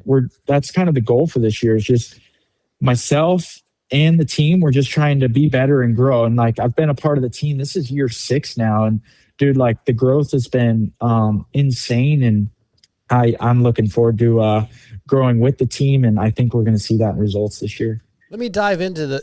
Oh, I did say it. I said it different. Okay, there's some words. Yeah. Sorry, Cullin. There's some words that some of our listeners are like, hey, you got to stop saying that. You didn't touch on it. You dove in. I tend to say I want to touch on something anyway. I just said I want to dive into it, so I fixed it maybe. Anyway, that's neither here nor there. I want to dive into the Phoenix Racing team a little bit with something you just said. You're on totally different suspension. Listen, Phoenix Racing is not a factory level team, but David Eller and the team have I mean, they have GNCC racers on 2 wheels, 4 wheels. There are all kinds of racing they're involved with. So how many resources or what level of resources do you have? Did you change suspension because it was something you wanted to do differently and you just want to try something different? Or like, yeah, how many resources do you have to test? The team's been really good, honestly. And then obviously Factor Connection's super involved with the team. So that makes it nice. Like when I say I changed suspension, I'm not saying like I went some crazy different, like internals or anything, just small minor adjustments, like nothing crazy. But like I said, like I probably went through 4 or 5 shocks this off season. And so like, but that's just me just trying to like nitpick. It's nothing like crazy. Like, it's pretty much it's same internals as last year. I'm just saying like the personal adjustments I made. It was nothing crazy, but yeah, I mean, dude, honestly, like the team, I mean, I would say like they do a really good job for what we have. And Honda has been, helping quite a bit. And that's awesome to even if they have a question or whatever, like if we're trying to make something better, they're able to run that by, some Honda guys and, you know, they are obviously full of wisdom, and that's nice to have that, to be able to call what, I mean, you would say is the best, right? Like factory Honda, they probably know the best about the Honda motorcycle. You would hope so. And, yeah, so being able to like get questions and answers from them is just, that's awesome. And kind of just leaves it to where we don't really have to second guess anything. So having that in our back pocket's been super helpful. Cullin, so there's like not many brands in the sport that have been more influential than No Fear, and you got to wear it a little bit through WSX. I was just curious, like, what it meant to you. Like, I'm sure you remember growing up as a kid, seeing it, what it meant to you to get to wear it. Oh man, I can't lie. When I found out that I was wearing that, I was pretty gassed up. Like that's and then like even just when I made my first post about being in the gear, like it was one of my like biggest I forgot what it's called on social media, but like my insights for that post was like probably the biggest I've ever had. And most views and like the comments, just people going crazy about No Fear being back. And then like I got to meet the guy in Australia, super cool dude. And like, God, yeah, I mean, dude, it was just pretty cool to have that logo on and wearing that gear. I felt like, you know, like growing up, you see McGrath, Pastrana, Wyndham, like, dude, all those guys wearing that gear, like, oh man, it was pretty sick to be in it. I can't lie. Yeah, it's definitely. Go ahead. I was just saying, it makes me feel old because Cullin you were like 8 when No Fear went away. Yeah, probably, honestly. Cullin, speaking of World Supercross, a little bit, you know, different team, but still on a Honda. How was that for you to get some racing in preseason, get some time on the bike? How different was that bike? You know, and do you feel like the gate drops were more beneficial than just testing with Phoenix? Most definitely. Though, I mean, I just feel like you learn so much when you're racing. Like you can do all the laps you want at the practice track, but until you race, like everything's different. Like you race differently no matter what than what you practice. And so that will kind of show you like where you've gone wrong with the bike or even yourself. And so being able to get all those gate drops in, I mean, there's 3 races a night at World Supercross. And I just think that's so helpful. And I think, like I said, it helps me grow as a racer and learn and be better. And I felt like I had a pretty good World Supercross season. I just had a couple mains that I had thrown away that obviously wrecked my championship. But I mean, I ended up getting on the podium. I felt like I should have been on the podium at least probably 2 more times, but just from mistakes on my own that, again, it's like part of the learning process. But yeah, it's and the crazy part is though, is like you're saying, I'm on a different team when I race World Supercross, and I'm on the same brand, same ODI handlebars, same like tall seat, different seat brands, but tall seat, same foot pegs. And I'll tell you what, that bike feels completely different. Like I can't even really explain it, but like when I first got on the World Supercross bike from SMX, I'm like, man, this thing's different. And then I go back to the Phoenix bike and I'm like, holy crap. Like I was actually kind of chasing the Phoenix bike when I got back on it for a couple weeks and finally got it dialed in. And I think it's also just from, like I said, we made some changes to the motor for the better. And it was also just some like growing pains where I would be the one to like TJ Albright's been super helpful with the team. He's part of it now, and he'll kind of test the bikes, and then I would be the first one like to really ride it. And like it's part of the growing pains of like trying new stuff, which I was super stoked on to like go through that, because one, I learned a lot, and two, it's like I'm like, dude, this is sick because we're just getting better. Like, although like first package might not have been the greatest, but hey, like you're not gonna nail it every time. But I'm like, dude, I'll take trying all day long over just staying stagnant, because you're not gonna get better like that. So like I said, like the growing pains were so cool to like kind of see and be a part of this off season. I've never really had that. And I think overall we ended up on a really good package, and I'm excited to see what we do this weekend. Cullin Park tonight, brought to you by Guts Racing. Visit gutsracing.com, get you a gripper seat cover ordered, let them know we sent you. I really do like that Honda bike. I hadn't rode a current model bike in a long time. It'd been years since I rode a Honda. But last summer I was out at Kiefer's and he had a 25 XPR Honda, and we went out and rode one of the desert tracks that he has. And man, I felt so comfortable on the thing right away. Like it, you know, Honda kind of has that, what's the word I'm looking for? Like it's known as being a little twitchy on the front end. And that's what I remember from like my 06. Active. Yeah, a little active. That's a good word. But that 250F was so much fun to ride. For sure. Like the platform that we start on is so good. Like I remember when I first got on the new bike, which is, I think last year was the all new bike, I believe. Yep.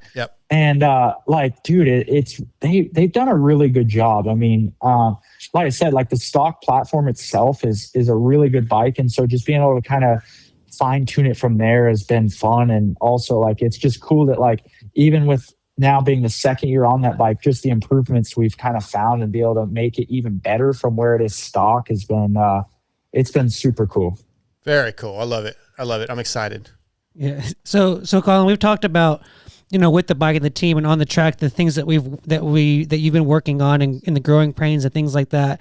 And I wanted to say that I the way that you've carried yourself on the show and the interviews in the past and other things that I've seen with you, you represent yourself very well. So through motocross and like that kind of being the career choice that you've made, what have you kind of learned in life because of that? Now that you're a young adult and getting through those things, the maturity process that you've taken through motocross.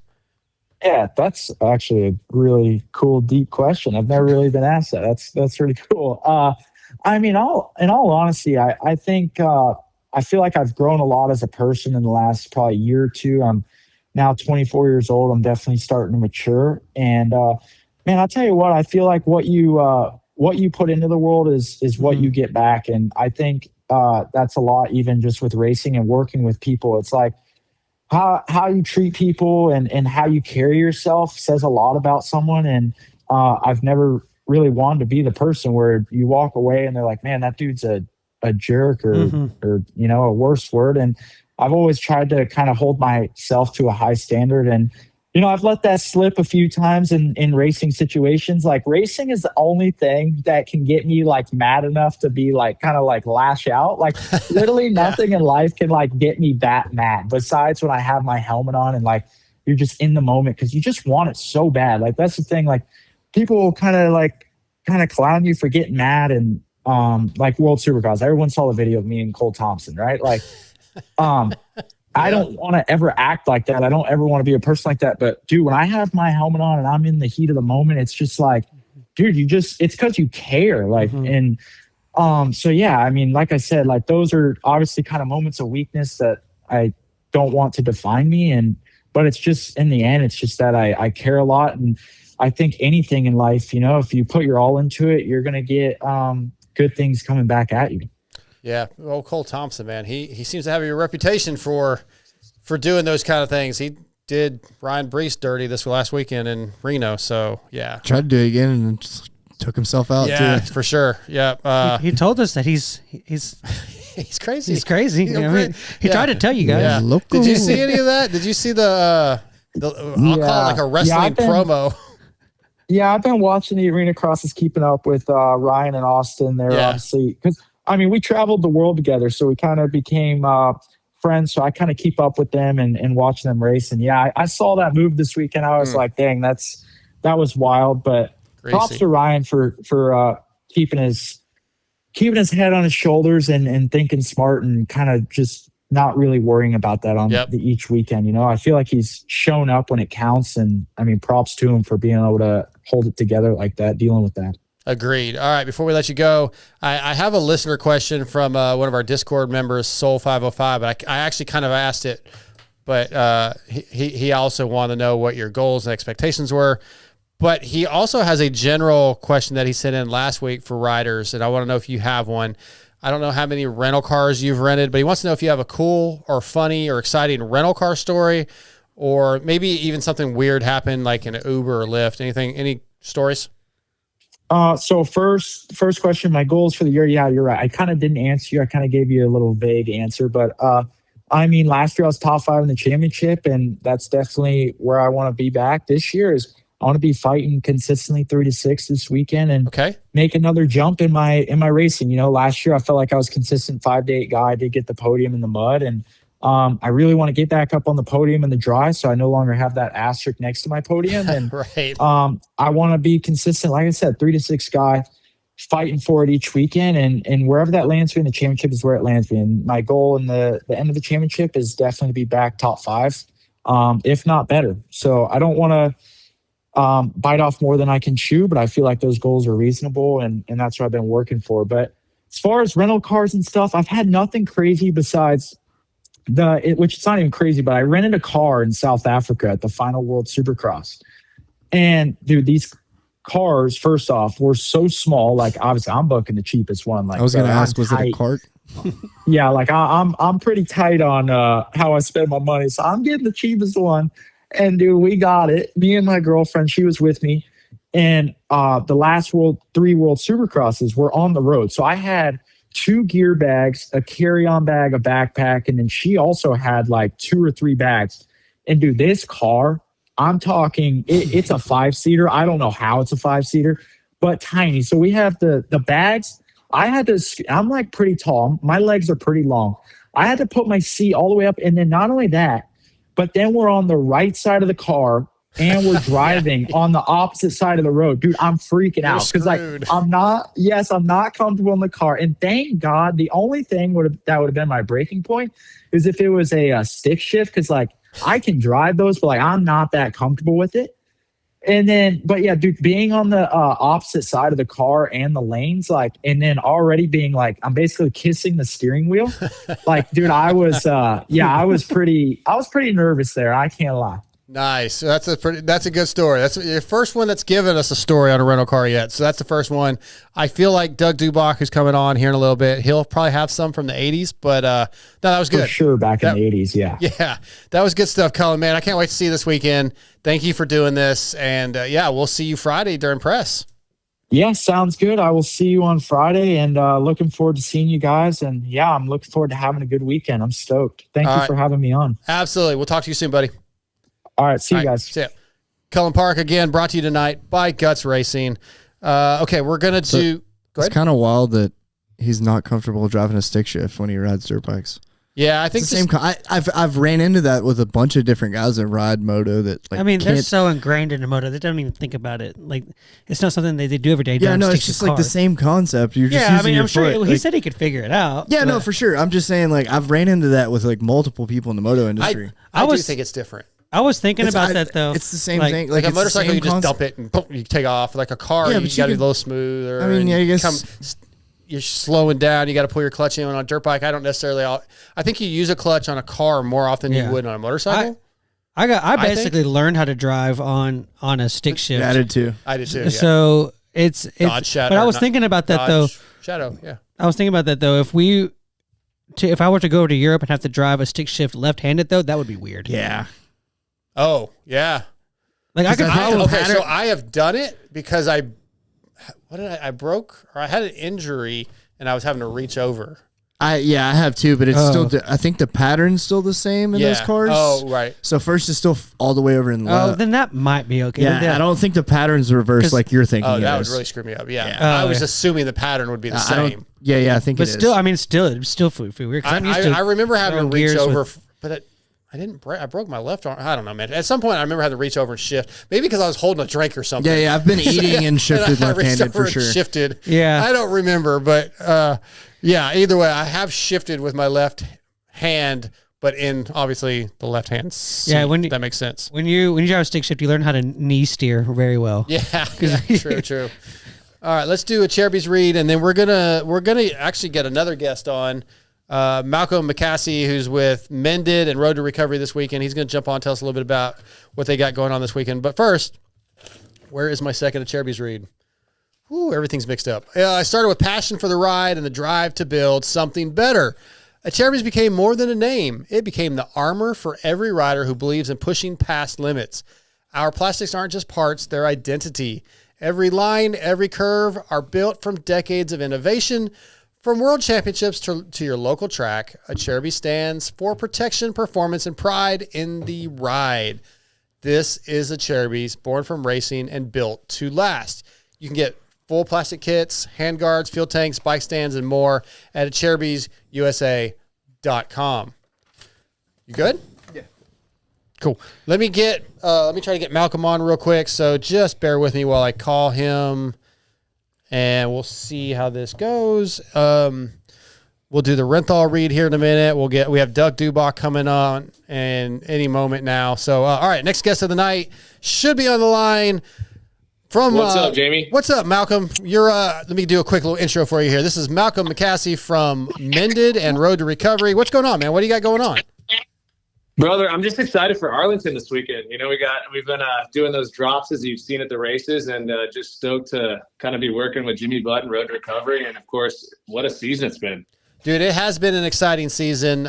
With the East starting, I think I'm really, really just wound up to see what this East Coast guys have to do. Because to be honest, the West has been a bit of a snoozer until Seattle. So yeah, 250 East is going to be something to get wound up about.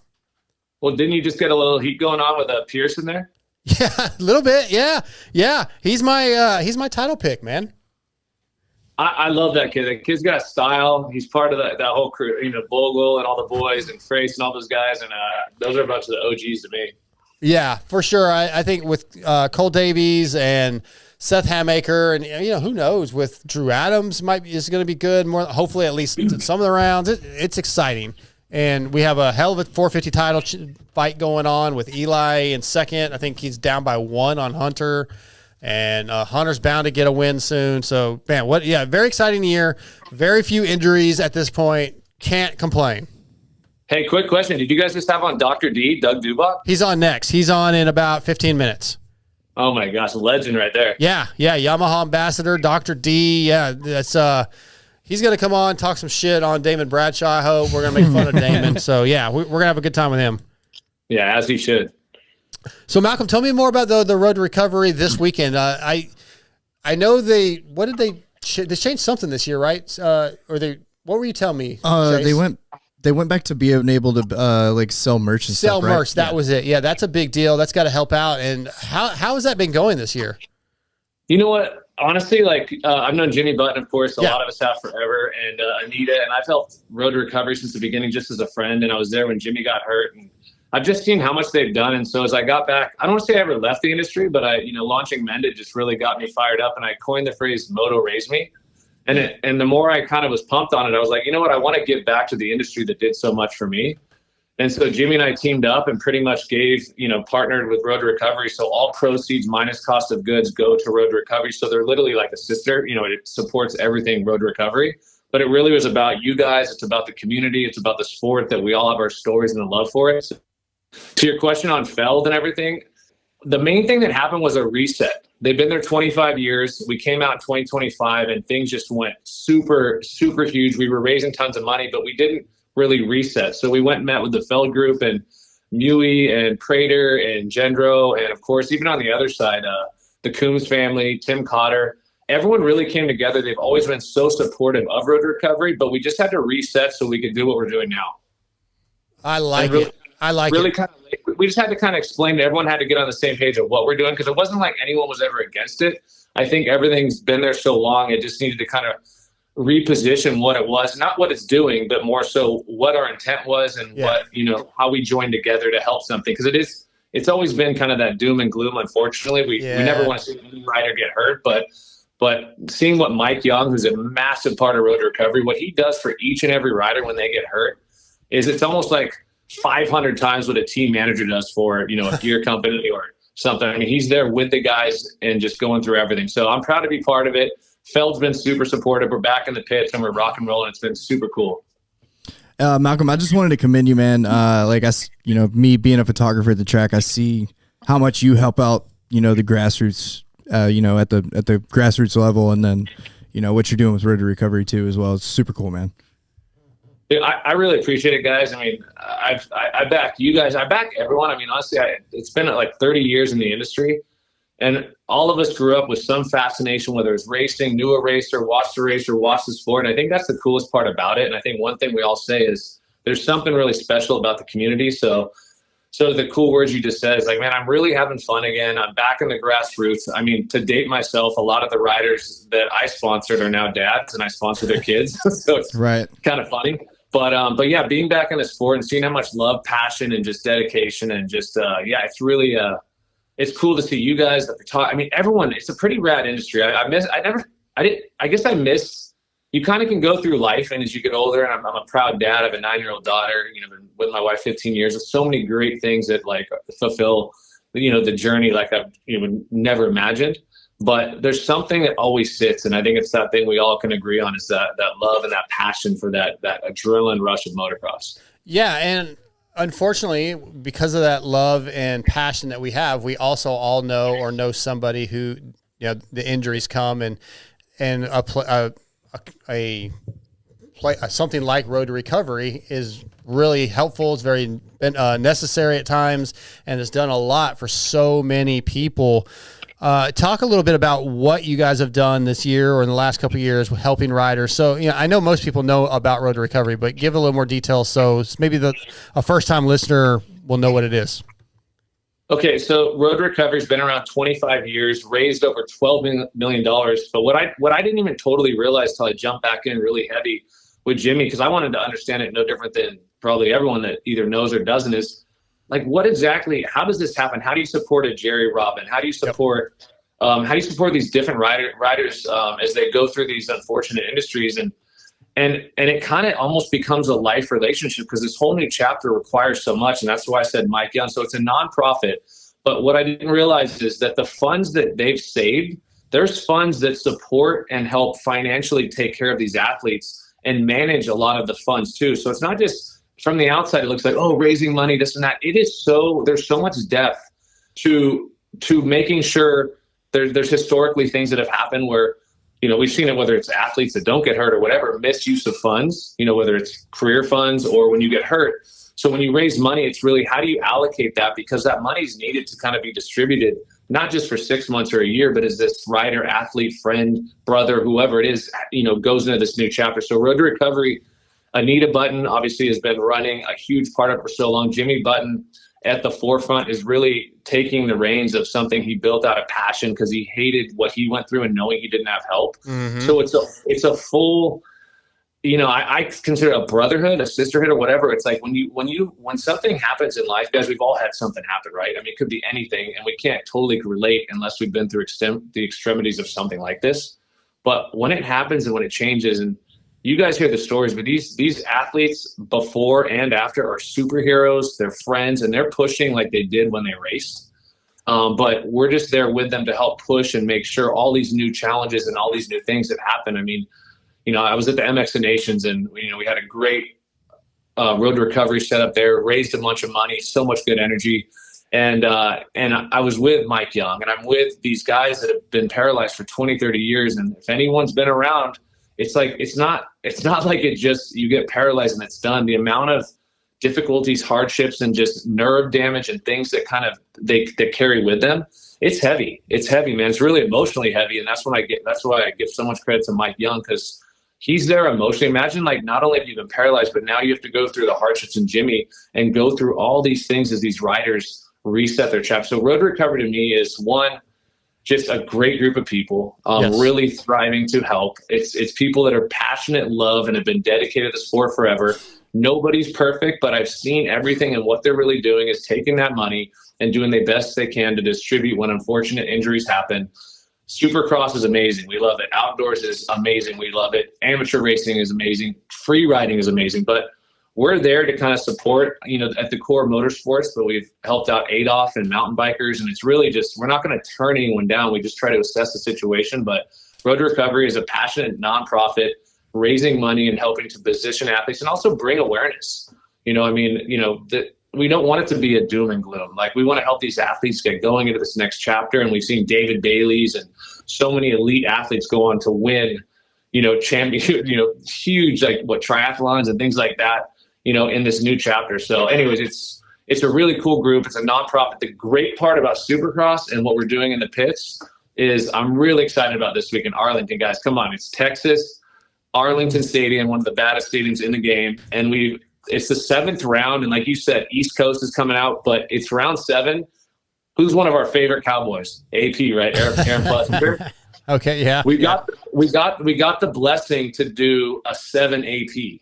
So basically, I'll text you guys a picture. I'll leak you a little shot of it. But we got an AP7 on the back, and I'll tell you one thing. I text Jeremy Malott from Red Bull, helped line this stuff up, and we got on a text thread with Aaron Plessinger, and one of my favorite guys. I'm sure you guys have heard him sing. Dude, he got a great voice for country. But his energy, his positivity, him as a dad, him as a rider, just everything he brings to the sport. So we are super pumped to come out. We're going to go to that Red Bull event on Friday night. I can't even tell you exactly where it is because It's at Billy Bob's. Billy Bob's, yep. Thanks. I knew you guys would come through for me. So Road to Recovery is there. We're in the pits. We're normally, which has been really cool, Dan Truman and just so many good people in the industry. So we're normally there. They're putting us next to the Lawrence Experience. And one really cool thing is Honda and everyone's been so supportive, but we got a 2026 Honda 450. Okay. And it's free to enter. Anyone can enter. And of course, if you buy one piece or a couple pieces, you get extra entries. But basically at the end of the season, we're going to give away a 2026 Honda 450. We put the DID gold chain on it, custom graphics. And so, but the main point is we're raising money, raising awareness, and just here to support, here to work with rad industry guys like you and just everybody and just come together. But this piece is on a Realtree camo, a super premium hoodie and a t-shirt. Sweet. It's got an AP7 on the back with the cowboy hat, of course, laying over the 7. It's got the Moto Raise Me Road to Recovery, and we're here to have a good time. And man, the only thing I hope to see everybody there because I'm going to be there with my family, and it's just to come by and let's just hang out. If anything, just good vibes, good energy. For sure. Hey, Malcolm, we had a friend of the show in the chats, Hal Simpson, just wanted to say what's up and that he really liked you. Oh, dude, that's awesome. Much love. Isn't it cool, guys? Like the reunion of this industry and just how many cool people there are in the industry. I'm having so much damn fun being more heavily back into it. Yeah, for sure, it really is a huge family, like you said. That's kind of like you mentioned how Road to Recovery is a brotherhood, a sisterhood. The whole sport is a family, and they do all come together. Competitors, when their competition goes down, they all realize it's family, and we all come together to support. And yeah, Road to Recovery is great at doing that. And if you're going to be in Arlington this weekend, for sure, go by the Road to Recovery tent. Check it out, sign up. Do what you can to help donate if you can, but it's an incredible organization. Yeah, no, we appreciate your guys' support. And I mean, honestly, I get stoked talking to you guys as well, just because there's so many entrepreneurs and industry kind of leaders and passionate people that just came together to kind of create their own podcasts and their own networks. And so it's a honor to kind of be able to jump on with you guys for a minute and just chat. I'm proud to be part of Road to Recovery, a strong team, a real team. If anyone ever has any questions, please ask, because I definitely don't have all the answers, but I do believe in the group. I see the good we're doing, and we're here for the industry. It's kind of like Moto raised us, but Moto raised me as our community together. Absolutely, it is. And Malcolm, thanks for being open to jumping on here with us. And we had to find a spot to get you in, but it's very important, and I'm proud to have you on here. So thank you. Yeah, appreciate you guys anytime, and let's hopefully we get to hang more than just jump on the call. Absolutely, sure. Absolutely. We'll see you this weekend. We'll swing by and say hi, and we may see you Friday night. Awesome, guys. Sounds good. Look forward to it. Thanks. Okay, Malcolm. Thanks, man. All right, see you. See ya. That's Malcolm McCaskey with Mended and Road to Recovery. So appreciate him jumping on. Hal texted me. We're gonna give a shout out. He's in the chat, and I take care of my guy Hal. Well, I was working on it. He texted it's okay. me before it was the chat, Scotty. You don't really care about him, but we all know. Like, Okay. All right. I'm the new guy for Hal now. You've been replaced. Okay. Just kidding. All righty. Whew. I don't want to hurt his feelings, so I don't want to tell him what Hal actually said. I'm fully aware that you and Hal have. Hal and Malat were like, "Hey, don't bring that weird guy to the Red Bull." I'm sure. Dude. Tell him we moved it from Billy Bob's to Texas Live. Yeah, 100%. 100%. X-brand. X-brand. X-brand. All right. Okay, we're going to get Doug Dubach on in just a second. But before we do that, when you think motocross handlebars, you think Renthal. Why? Because Renthal has been the worldwide leader in motorcycle handlebars for over 50 years, racking up 285 U.S. and 268 world titles. Renthal continuously lands on the podium with teams including Honda, HRC, Red Bull, KTM, Monster Energy, Pro Circuit, Kawasaki, and HEP Progressive Suzuki teams. Whether it's the Fat Bar, Twin Wall, or even the OG 7/8s, Renthal bars are unmatched, and Renthal is also ahead of the game with their sprockets and grips. And don't forget, you can now go straight to the source with Renthal.com's new direct-to-consumer shopping for your motorcycle, mountain bike, and street needs. Free shipping on orders, $99 and up. And don't forget about all the new products, mountain bike line that is out now at Renthal.com. Casual wear, you can get the stuff we're wearing because we are trend setters. Were you about to say something? You got a little joke going on. I see a little giggling over there. Oh no, it's just the chat stuff, man. Okay. Nothing to concern you. All right, cool. I thought there was like a joke at my expense coming. No, just stay on your side. I can think of one. Just stay on your side. Do that. Think of a joke. Well, let's be quiet until you think of a joke. Let's don't. That's a good one. Way to call my bluff. Yeah, I was looking for this new read here. But for Renthal, let me get Doug on the phone real quick first. I think you guys talk about something. I think that the fact that there's guys like the Buttons and Malcolm doing stuff for Road to Recovery and like the St. Jude's and all that stuff that's involved in our sport. It's such a game changer for the industry. And I without that stuff, it just it doesn't give the sport as much purpose. And I think having that is just. It's a dangerous sport, and having stuff like that it's so imperative. And I'd like to see that the fans really steer into it, and that there's people willing to put in the effort needed to make stuff like that happen. It's sick because everybody likes stuff like that. Everybody thinks that needs to be done, but it takes somebody to actually do it. Yeah, we all agree that it's good, but someone to actually do it is Before I get Doug on, I wanted to add. Don't forget about the Renthal Revo TRC pedals and the DHC pedals. If you're a mountain bike enthusiast and you love downhill or trail riding, you got to get yourself some of these new pedals. They are really fantastic. I'm putting them things on in the morning. May even skip work tomorrow. I might just call in sick and go for a mountain bike ride. You won't. Huh? You won't. No, the water's not going to plan itself. I need to go to work because I'm missing a few days of work this weekend. So, but yeah, hit them up. 661 bars will be back in stock soon, but the casual wear is live, so get it while it's there before it sells out. All right, let me call in Doug right now. And the chat had a joke. All right, give me one. What happens when you slap someone with high frequency? I don't know, man. It hurts. I love dad jokes. Like you didn't. So then why'd you make fun of me with my elevator one in Houston? I don't know, because I like making fun of you. That's what I do. That was a good one, though. That's what makes me laugh, is making fun of you. But our next guest is on the line. Never mind. Yeah, I'm just blowing past what you had to say, because I don't really listen to you. I know. Our next guest of the night is going to be brought to you by Yamaha Motor USA, where we don't just build motorcycles, we engineer legends, including our next guest. Proven performance, race-ready reliability, Yamaha YZ, born to win, YamahaMotorsports.com. Tonight, Yamaha brings us Yamaha brand ambassador, owner Dr. D Exhaust, legendary, maybe the longest supporter, user of O'Neill gear and history. Maybe he is. He is. Dr. D, Doug Dubach. What's up, Doug? Hey, how you guys doing? Doing awesome. Honestly, we're having a good night. We just got off the phone with Cullin Park, Pierce Brown, Malcolm McCaskey from Road to Recovery. So, yeah, we're having a great show, and now we get to talk to the legend, Doug Dubach. Nice. Yeah, and that was a beautiful segue. I'm pretty impressed. It's not bad. I'm getting there. I've been doing this for 10 years, and I'm mediocre at it. So, maybe someday I'll be even better than mediocre. Yeah. All right. Well, you sold me, so maybe I'm setting a low bar, but whatever. So, Doug, before we get into the stuff I have for you, just the O'Neill talk. How many years have you been in O'Neill? I just tried to, be riding longer than Jim Hawley. So, yeah, however many years that took. Okay. But, no, to be honest, I want to say 85. Yeah.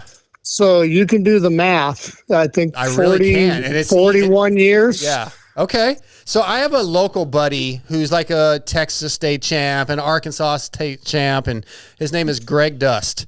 And he has been in O'Neill gear for he always claims like a month less than you or something. Like he's been in it for the same amount of time almost. He's a big O'Neill guy too, but you're kind of one of his idols. And so you influenced a lot of riders though. Oh, well, that's, I guess, the whole point of the game, right? Right. So a few things to get into with you. First of all, let's just start off with Yamaha before we get into career stuff and the stuff that's going on within the racing industry right now. You were being a Yamaha ambassador, going to events with guys like Damon Bradshaw and Ryan Villapoto.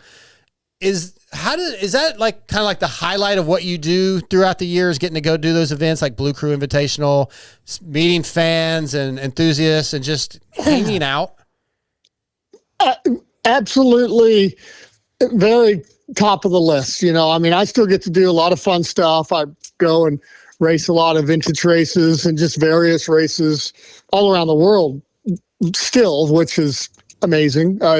Funny conversation I had with Mickey Diamond a couple of years ago, sitting there drinking a couple of beers in Italy going, man, if you would have told us at Saddleback Park when we were in our 20s, like early 1980s, that we'd still be getting invited and taken and flown around the world to race motorcycles, we would have laughed in your face. So yeah, it's unbelievable that the opportunities that I still have.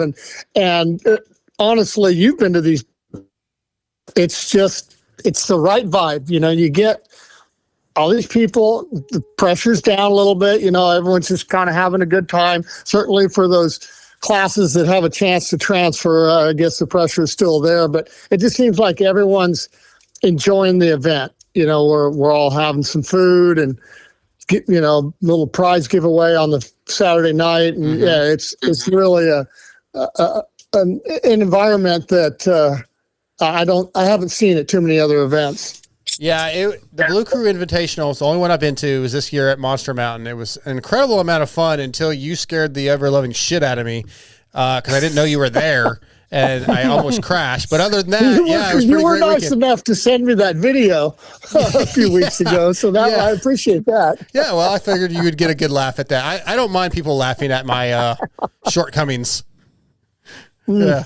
Well, it's very impressive. That track was epic that day. It really was. Almost too much rain, but man, it turned out to be really good. I agree. That was that might be my favorite event I've ever done. I've told these guys throughout shows, there's a couple events and they've all been Yamaha events that have been my favorites. The Monster Mountain Blue Crew Invitational. I did Camp Blue Crew at Club MX. And then I got to do the off-road intro last year at Randy Hawkins' place with RV and Damon. And man, just if someone had told me when I was 15 that I'd get to do things like that and go ride in the woods with RV and Damon, or have you try to put me in a corner, I don't think I would have believed them. Well, that's great. I mean, you can't go wrong with an event with Randy Hawkins anywhere on the premises. So yeah, that's awesome. I'm glad you got to go do that. I am too. Well, again, you've had a legendary career, 91 San Jose Supercross winner. I don't know how many Glen Helen Vet World Championships you have. I'm about to say, isn't he the most winning vet rider of all time? I think the last I heard was like 28, but I don't even know if that number is accurate anymore. I believe that's still the number. You know, it's so funny because Jody's got his little ways with how he picks and chooses. And, I've won the 125 over 50. You think that's a legitimate class 3 times now, I think, but those don't count. Oh, bull crap. So, I mean, I'm out there risking my life trying to beat Kurt Nickel and whoever else shows up that day, McGrath and so many guys. And, I mean, that's a serious freaking race. Probably, I think 2 or 3 years ago when Jeremy was there, got a little lucky because Brownie's bike broke second moto. But, man, it was on and down to the last lap. And I ended up winning the overall with a 3-1. And no, that one doesn't count. That's just a Porsche race. And I'm like, well, in your mind, but in my mind, I'm going to add that to the tally. So I think I'm in the low 30s now, if you ask me. I'm giving it to you because I was there that day and you guys were ripping. Yeah, there was that was not like we're just showing up to have fun. Jeremy was all about it. He got tired, but still, I'm giving it to you. Okay, well then, good. I got at least 2 people on my side. Yeah. Go ahead, Scotty. Yeah, Doug. So obviously, we just mentioned the illustrious career you've had. It's the journeyman in the sport. You've been blessed to be able to ride this long and all that stuff. Not that you would want to ever leave or do a different career or anything, but have you ever had an opportunity or a job offer or anything that almost ever pulled you away from the motocross industry that you maybe thought about doing or anything like that? Not really. I mean, I just, not by any defining plan or, any ultimate, laid out adventure, but really, I walked into this like most of us do, just loving the sport, wanting to do the best I could. Rookie year 84, after a lot of local struggles. I grew up not a lot of money and whatnot, and just sort of doors kept opening. And I've often said it to anyone that listen to me. The harder I work, the luckier I get. But I've had so much success and luck and good fortune, and it's all been in the industry. With Yamaha testing, and then starting my own company, and it's fed me well, and I feel like I've developed so many friendships all over the world, and I wouldn't change any of it for the world. But so that was a little long answer, but I can't think of anything other before I started racing. My dad was a drag racer, so I kind of thought that might have been the path I was going down, but my brother introduced me to motorcycles, and that's kind of, the rest is history, as they say. Hey, Doug, it may be a well-known story. I was just curious. What got you into making exhausts, coming from racing? So it's a little bit of a, story to it. I was at that very moment, kind of right in 2000, I was racing for White Brothers, and I had been testing for Mitch for, eons, probably 10 years at that point. No, probably closer to 20 years, because I started riding locally with Mitch in 81, 82. So it's probably going on 20 years that I had a relationship with him. And when the 4-strokes came out, I was just very frustrated. Kind of White Brothers, they were just kind of almost assemblymen. They didn't really build their own stuff. Other people built it, they assembled. And I'm trying to race for them, and really frustrated, trying to help them develop. And then Mitch, he told me 4-strokes are never going to be, a race bike. That's just a glorified trail bike. And, it's funny. I should remind him of that one day.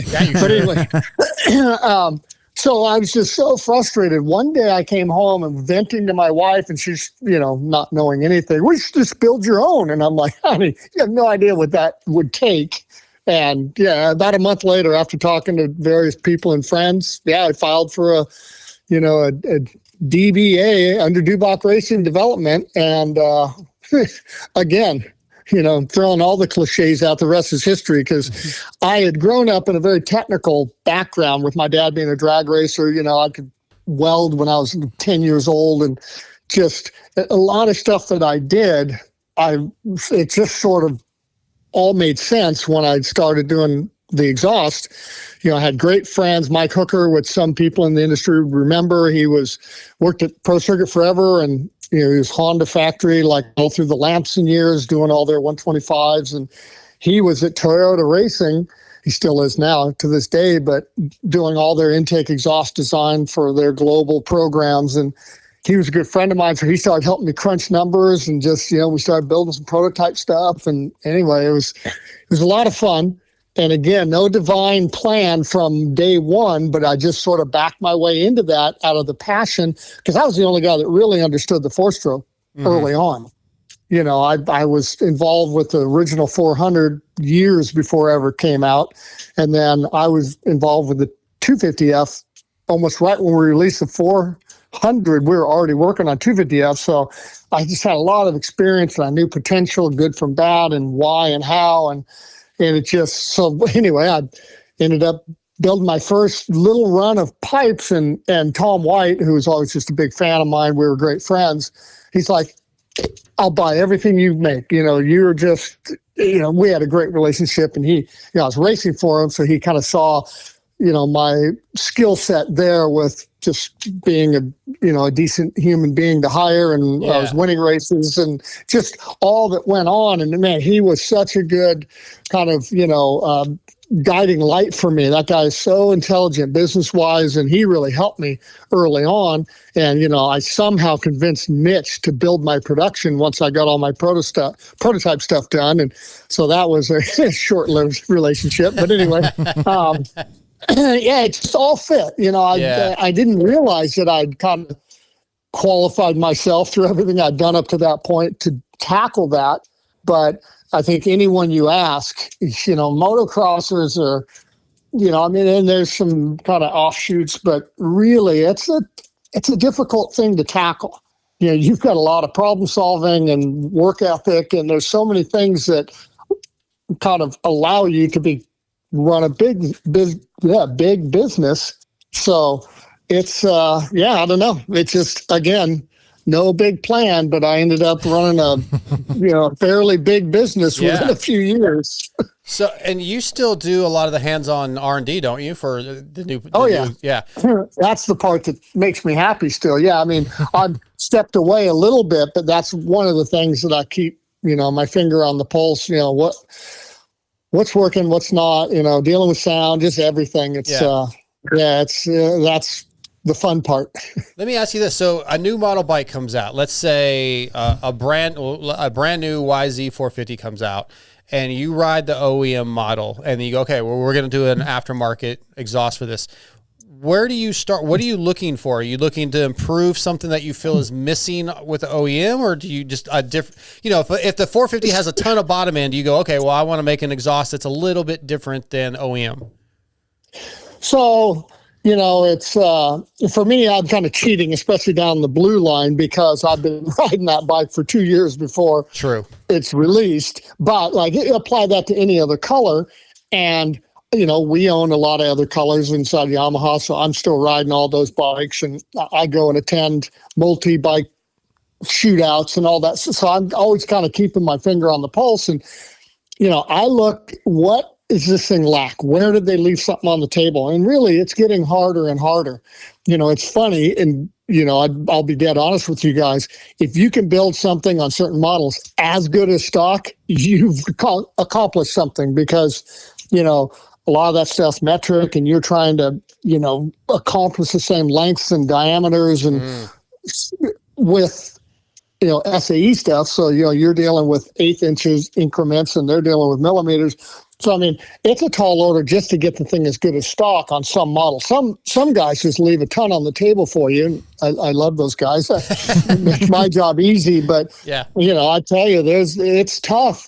So what I do is just I look for the weak spots, and I want to maintain the good stuff. 450-wise, certain approach. I want to make the thing rideable. I've spent so much time. I know a lot of very high-end engine builder guys, and we all have the same discussion. Hey, that has got to be manageable. That's your target there. And then 250S, you want as much power because you want to get that thing faster than the guy sitting next to you on the gate, but it still has to be manageable. Engines, he told me one time, and I was trying to explain it to him, and he said, well, let me put it this way. People want to ignore, especially on the smaller bikes, the low end, just trying to build this big number on the dyno. Well, you pass through those, 4 to 6, 7,000 RPM ranges every corner. You can't ignore that. You spend so much time there. And I've learned a lot of that from riding bikes with that acquisition. It's got, 6 channels on there. You're monitoring everything from wheel speed to clutch position to, RPM. And so there's just a lot to understand what it takes to get that bike around a track. And it's not a peak number on a dyno. So yeah, it's just when you have a lot of knowledge. I've been Yamaha test rider for over 40 years as well. And about the same time as I've been an O'Neill guy. That's what I was thinking. But yeah, you just, it's, I might not have started out as the best test rider, but I was always the first guy there and the last guy to leave. And, you hang around enough really intelligent engineers and other test staff and whatnot, it's a good education. And so when I opened my DRD, my exhaust business, I was, light years ahead. Mitch is a smart guy. Donnie Emler, all the Yost guys, everyone's doing a good job. But I think I had a leg up because I was a seat of the pants guy. And I knew, hey, you got to pass through this RPM. And, you can't ignore it. You can't live on the dyno because that will not represent what's going on out there, whether it's Monster Mountain, Glen Helen, or, anywhere. That makes tons of sense. Scotty? All right, Doug, I got just a fun one for you. All right, both are hanging off the side of a cliff. You can only save one. Oh, boy. Yamaha or O'Neill? Oh, jeez. Which one you got to say, Doug? Myself. You say yourself? Okay. You're not off the cliff, just them two. Yeah.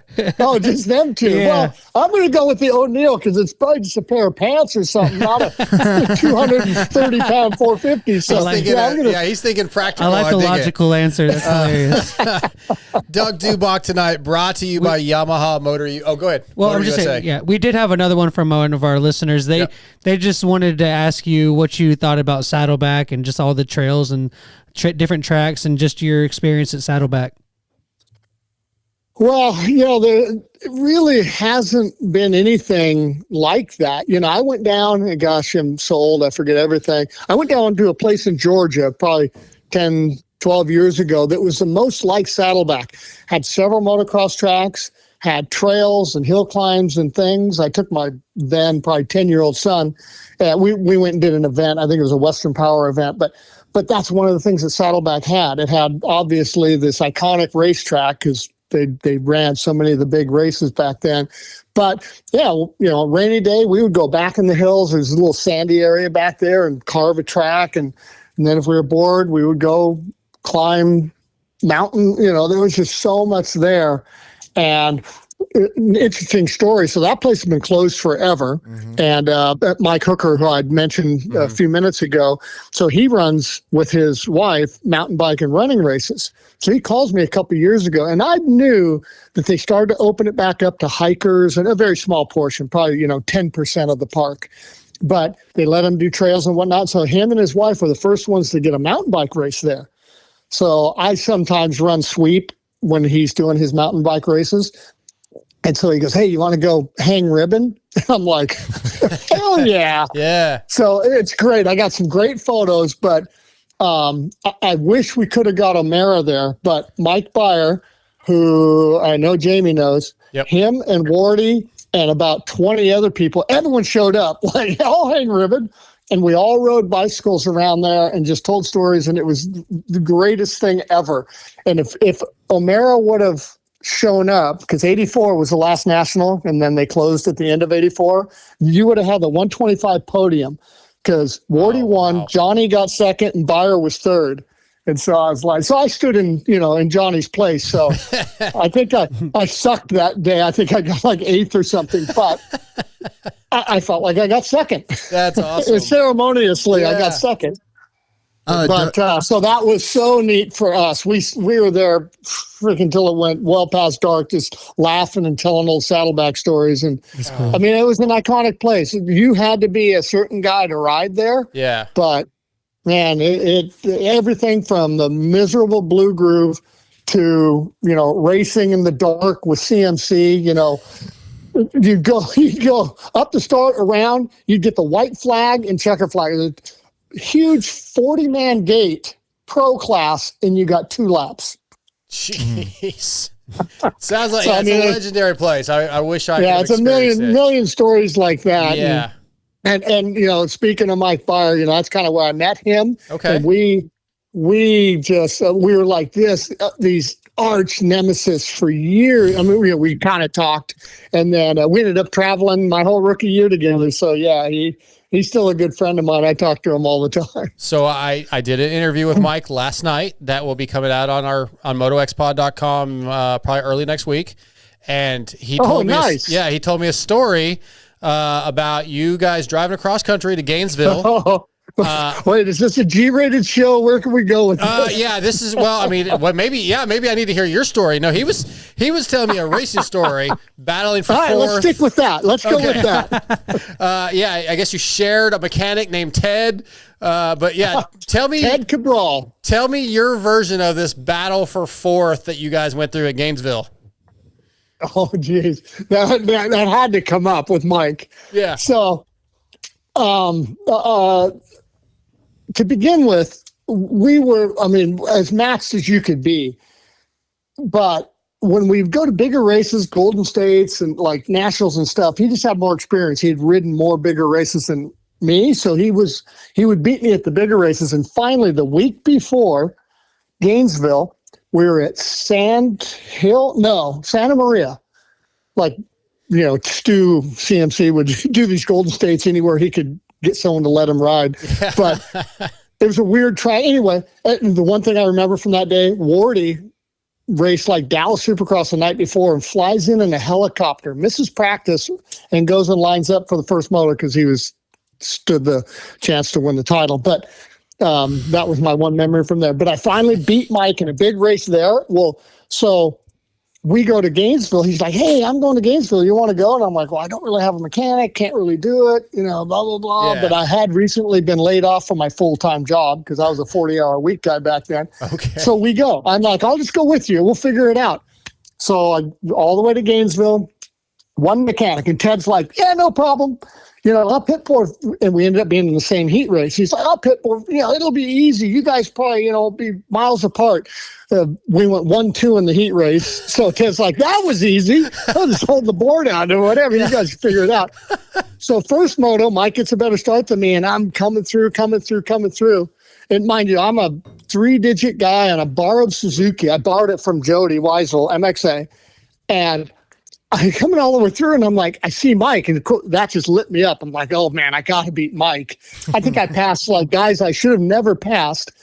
And last lap, there was a low line through this one. It's like a single jump. After you come off the hills at Gainesville, we'd come down, and it was just a single jump out to kind of left, and then down in the pit. And there was just this low line, and that was the only line. Well, he had the line. He had about a half a bike length on me. So I tried to hit the high line at, 40 miles an hour, whatever it was. And it's so funny when he tells the story, he goes, dude, I think I was putting my bike on the stand in the pits before you ever landed. Yep. That's what he said. Only like 3 corners to the finish. And I told him, and I'd still tell the story to this day. I said, I would have freaking taken you to the wall, but I needed a ride home from Florida. Yeah, that is exactly how he told it, that he was loading up while you were still in the air. For those that don't know, Mike Byer is one of the partners in Asterisk. So he's one of the 3 guys that runs Asterisk knee braces. Mike, and that spotlight on Mike Byer will come out on MotoXpod.com and our podcast feed early next week also. Yeah, that's a good story, Doug. I told him it was great because, and the thing of it was, he had such a short career. Not a lot of people knew Mike, but he got 3rd overall in the Nationals in '84, my rookie year. Yep. And the only 2 guys that beat him were, there's only 2 true factory guys on works bikes. There was a whole Suzuki factory team with, Gary Bowman. There was Kehoe, I think George Holland. There was other box vans, but Wardy and O'Mara were the only 2 guys on full factory bikes. Yeah, and he finished third as a privateer. Yeah, and it was they went 1-2 in every single moto. All 24 motos, they went 1-2. So for us, third was like winning a moto that year. We all were striving to get a third. That's awesome. Those are great stories. Doug, before we let you go, I have 2 listener questions. This guy Soul505 on our Discord, our chat, he sent one that he says you're going to understand the question. I don't know what it means, but it says, how did you get to meet How did you get to meet Ben and Nigel from In Chains? They're local to me, only 15 minutes up the road. So I think I'm trying to formulate a good answer here. Okay. So Ben and Nigel, give me a state. Because I know a Ben and a Nigel from the UK. Yeah, I think so. I think that's he's from the UK. He's from the UK, yeah. Oh, okay, then that's simple. So yeah, just those guys, I mean, absolutely legends. You know, Nigel, that guy is like an encyclopedia of motorcycles. And Ben, we just sort of were at the same races, and you know, his wife would talk to my wife. We just got to be friends, and then we started doing these motocross schools over there, and we just done so much together. You know, he's come here a couple times, and he'll stay at the house, and you know, we'll go riding. And yeah, good guy. Okay, then that makes sense. I'm thinking, wait, somewhere on the East Coast? I don't know Ben and Nigel from the East Coast. No, that's awesome. Now they're good people. That's what he says. And then he also, so he sent this in last week. He gets really involved with the show. He's a good dude. But he wanted us to start asking riders when we can their best rental car stories. And I know in the 80s you guys had a lot of fun in rental cars. So give me a good one. How much time do you have? Pick the first one that comes to mind. Hey Jamie, don't you have a good rental car story too with JT from Red Bud? You have to tell that. I'll give you a couple quick ones. Okay. And one of them, real funny. I took that Japanese guy Yusuke Watanabe around the Nationals 1819. Yep. And we were like riders meeting, or I can't remember the exact location, but I heard these younger guys, and they're like, whoa, like they discovered, you know, the holy grail of rental car jumps. And I'm like, oh yeah, behind the grocery store and between the Walmart and and they're like, what? Like, how did you know that? And I'm like, dude, I got a video of Damon and I jumping a car like 40 feet off that jump. And they're looking at me like they discovered it. And I'm like, dude, I was jumping that in 1988. But so another, it is still there. And you know, the biggest change throughout, you know, just evolution of rental cars, they used to have a cross member and a steel oil pan. Well, we discovered when that transition came about where there wasn't really a cross member, it was just an aluminum oil pan. Mm-hmm. And so we might have overextended the suspension and ripped a big hole in the pan. I'm just saying somebody told me that happened. Yeah. But the best part, allegedly, we took that car back and they're like, that's the second one we've seen. That's so weird. And I'm like, you guys got bad potholes here in Indiana. Oh, the good old days. Deny. The other good one was back in the old autograph session stuff. We did an autograph signing thing at Malibu Grand Prix, if you're old enough to remember those, like go-kart, mini golf, all that, up for Washougal. And so I'm driving, Damon's in the passenger seat. I got Larocco and Kalos in the back, and never allow the passenger, we'll call him the first officer sitting in the right side, to operate the e-brake unbeknownst to you. So Damon's screaming at me, turn here. So I go to whip it up in this driveway, and he decides the e-brake would be a good time. So I believe we took about 10 years off Larocco's life because it was on his side. And these guys scattered like cockroaches because the car was in my name. But we found a nice post that may have done a bit of damage to the side of the car. It was like squealing tire driving the thing back to the rental car place because it was so bad. But yeah, those are your friends. Well, hey, see you, Doug. We'll see you tomorrow at press day. Good luck. Oh, that's great, Doug. There's plenty more, but yeah, that's for another time. Yeah.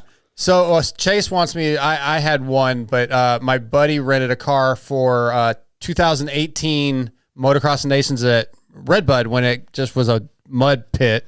And I've got photos of cars that you can't even recognize what color or type of car it is. But go on. Well, I've got 3 photos on my phone. That might be one of them. Yeah, that was how our car looked, and we were kind of like where they let the media park was up towards the top of the hill.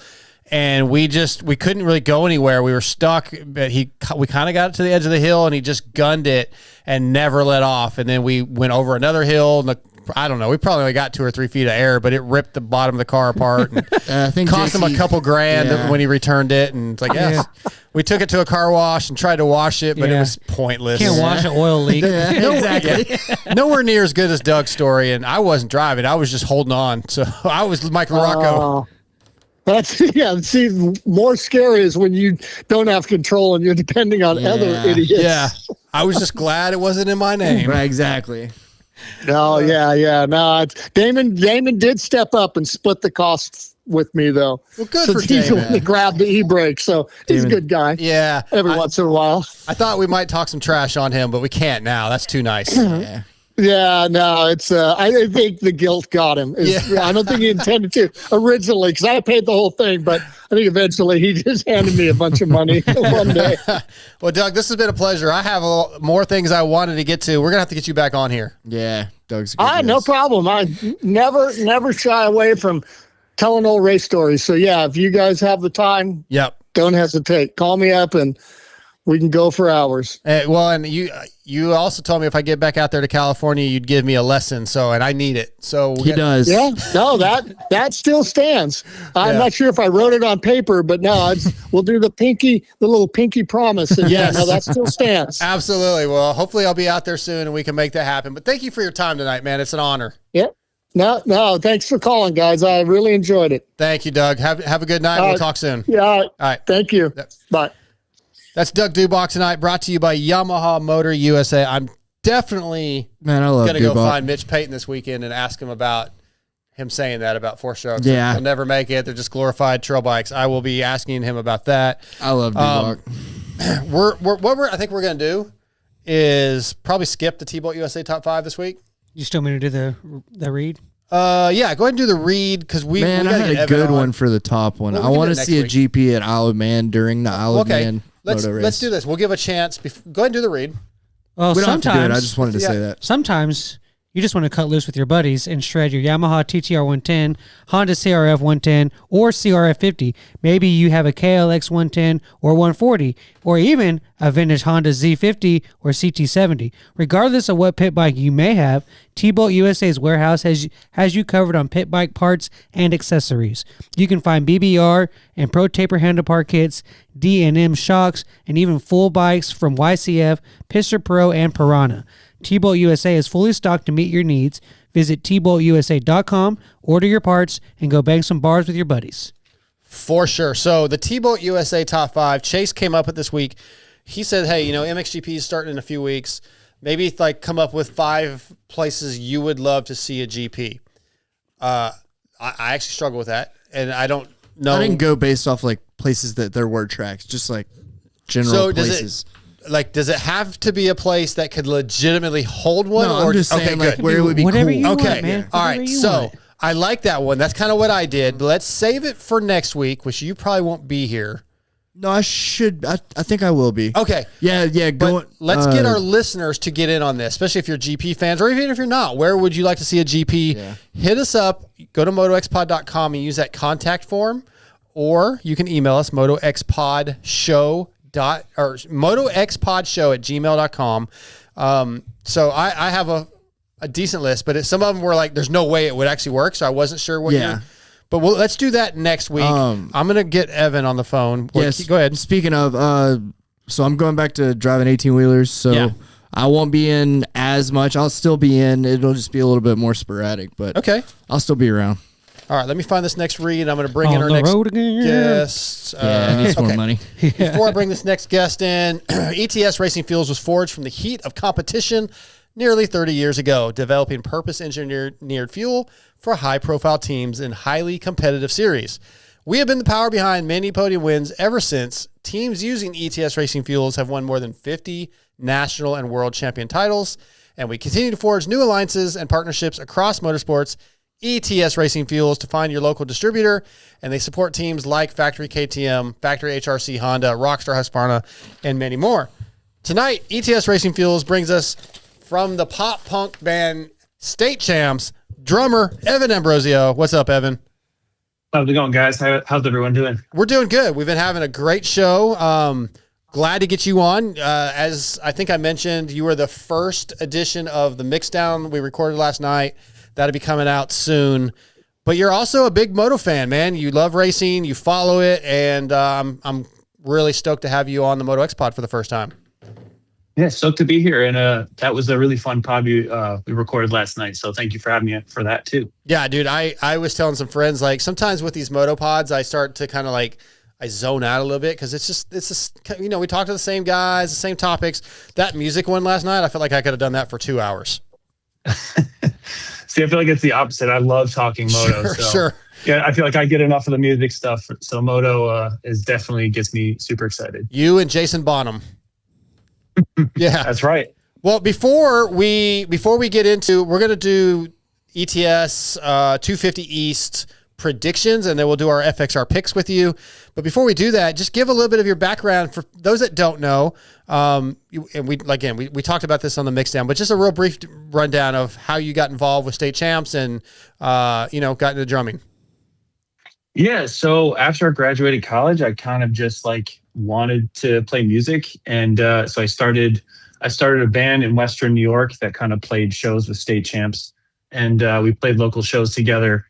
And it was just kind of like the right moment. It was super special. Like they needed a drummer at the right time. I kind of threw myself out there, and I haven't really stopped touring since. It was kind of just like, you know, put myself out there at the right time. Just like jokingly told my guitarist brother that I wanted to join his band. Little did I know they needed a drummer, and it kind of just worked out somehow. I'm super lucky. And what we didn't touch on last night was where your passion for moto came from. I don't even know that. Like, how did you get involved with that? Yeah, so growing up, like I'm from upstate New York, and I just, you know, my neighbor had a dirt bike growing up. I think it was like an XR 100, and ever since I saw that and got on it, I was like hooked. And then, you know, started riding at an early age, and you know, did a few races. I wouldn't say that I was very good at all, but I kind of just got bit by the bug. The second I got on a bike, I was like, I love this. And it kind of never went away. So it's been cool because with music, there's a lot of crossover. So, you know, like growing up in the early 2000s, pop punk was huge in the moto scene as well. So it's kind of cool to see that it's still around and like it's still kind of like works together really well. It absolutely does. So, honestly, a pleasure to have you on here. I got to know you a little bit thanks to Chris Kiefer. You've become buddies with him. But let's get into these guys, ETS, Racing Fuels 250 East predictions. So, for those listening, Joe Shimoda will be racing for Factory Honda. Yamaha Star Racing is going to be Pierce Brown, Nate Thrasher, Cole Davies. Pro Circuit, Seth Hamaker and Drew Adams. Rockstar Husqvarna's Daxon Bennett. Casey Cochran went out with a broken collarbone, was announced today. Julian Beaumer won't be ready. Club MX, we got Cody Schock, Devin Simonson, Jalik Swole's back. And then, of course, we just had Cullin Park on. So those are going to be your key guys. So what I want to do with you is let's everybody tell us your pick for the title. I've already said Pierce Brown's mine. Evan, you're the guest, so I'm going to go to you first. Who do you feel is the favorite to win the title 250 East? Man, it's tough. There's so many great players, you know. But man, I feel like Cole Davies last year really did really well. And I was super surprised with how his season was last year. So it's kind of hard for me to forget that. But I know that he got, I know there was an injury looming. So I'm hoping that Cole shows up like he did last year. And I'm thinking that maybe Cole will take it this year. Okay. But it's tough because, there's so many other great riders. Yeah. And we talked about this earlier, and Steve and Lewis and AC did a little bit of it last night on the Pulp Show. And kind of all these guys are coming off injuries. I mean, so Yeah. I'm almost throwing the injury part of it or the recovery out. Yeah, it's almost a level playing field. Yeah, I feel like it's fairly level. Now, you could look at Seth has won more races than Pierce, and Cole won more races than Pierce also. But I feel like when Pierce has been healthy, he's been really strong and right there, close to winning. So, what about you, Scotty? Who do you got? I think I'm going to do mine with a little bit of a caveat, if that's okay. Of course you are. Got to make it complicated, right? Yeah. Yeah. So if he podiums the first round, I'm going to say Shimoda takes the championship. Okay. Maybe even top 5 is the first round. All right. So Shimoda. Shimoda's my pick. It's just hard to say him because of where he's been at. If Joe gets 6th this weekend, then your title favorite is somebody else? I'm going to go to Haymaker after that. Haymaker. I was like, I thought you said haymaker. Like Haymaker. Okay, No, he likes. All right. What I'm going to give Scotty after the show? A haymaker? Yeah. Haymaker. Who you got, Chase? I'm going to go with Haymaker, man. Like, last few years, he's been good. He's always just kind of got looked over a little bit. He's not super flashy, but like he gets the job done. Yeah. I think it's going to come together for him this year. How about who do you think, and you have to define this, but will be the biggest surprise that maybe will surprise, unexpected. Swole. I was about to say, dang, it was mine too. All right. Well, so everybody says Swole. What about you, Evan? Yeah, anybody that you think is going to step up or maybe go the other direction, be like maybe not perform to expectations? Yeah, I think honestly, Cody did really, really well as like showed up last year, and I feel like Cody is going to show up and do better this year as well. Like Cody, I've always been impressed with, but I feel like Cody Schock is probably going to do. Is going to do really, really, really well this year. He's trended better every year. Like for the past few years, it's not gotten like just a massively amount. Better, but every year he's slowly gotten better and slowly built. So for me, Cody would be one. I mean, I think he's capable of sneaking certainly getting some podiums and maybe right conditions. I'm not going to say win, but a second if the conditions, certain things happen. But I'm going to go with Nate Thrasher. He's won some races, but he's been inconsistent. I think he's going to be much, much more consistent and surprise people with how good he is. And then also, there's been some low key. I almost want to say Daxton Bennick in the same field. Daxton's going to be more consistent than he's been. So I kind of give you 3. So I'll go with Bennick as my answer as the biggest surprise. 2 things. Who'd you say first? Thrasher. There's been low-key, like, flying at the test track hype, which you never know how that is. And then I'm blanking again. What's the second? Bennick. Daxton, sure. I feel like he's podiumed at the opening round the last, like every year he's been pro. I feel like I saw somebody in the comments say that earlier. I should have looked at the results. Yeah, I could be wrong. I saw somebody say that in a comment somewhere earlier, that he's, like, podiumed the first round of every year he's been pro in Supercross. I almost want to ask how many winners, but I think we're going to have quite a few winners. I think okay. so too. Yeah. Plus or minus 4 winners Plus. in 250 East. Plus. I'll let Evan go. Okay, go ahead, Evan. I'd say plus on that for sure. Okay, so more than 4. I'm gonna say 4.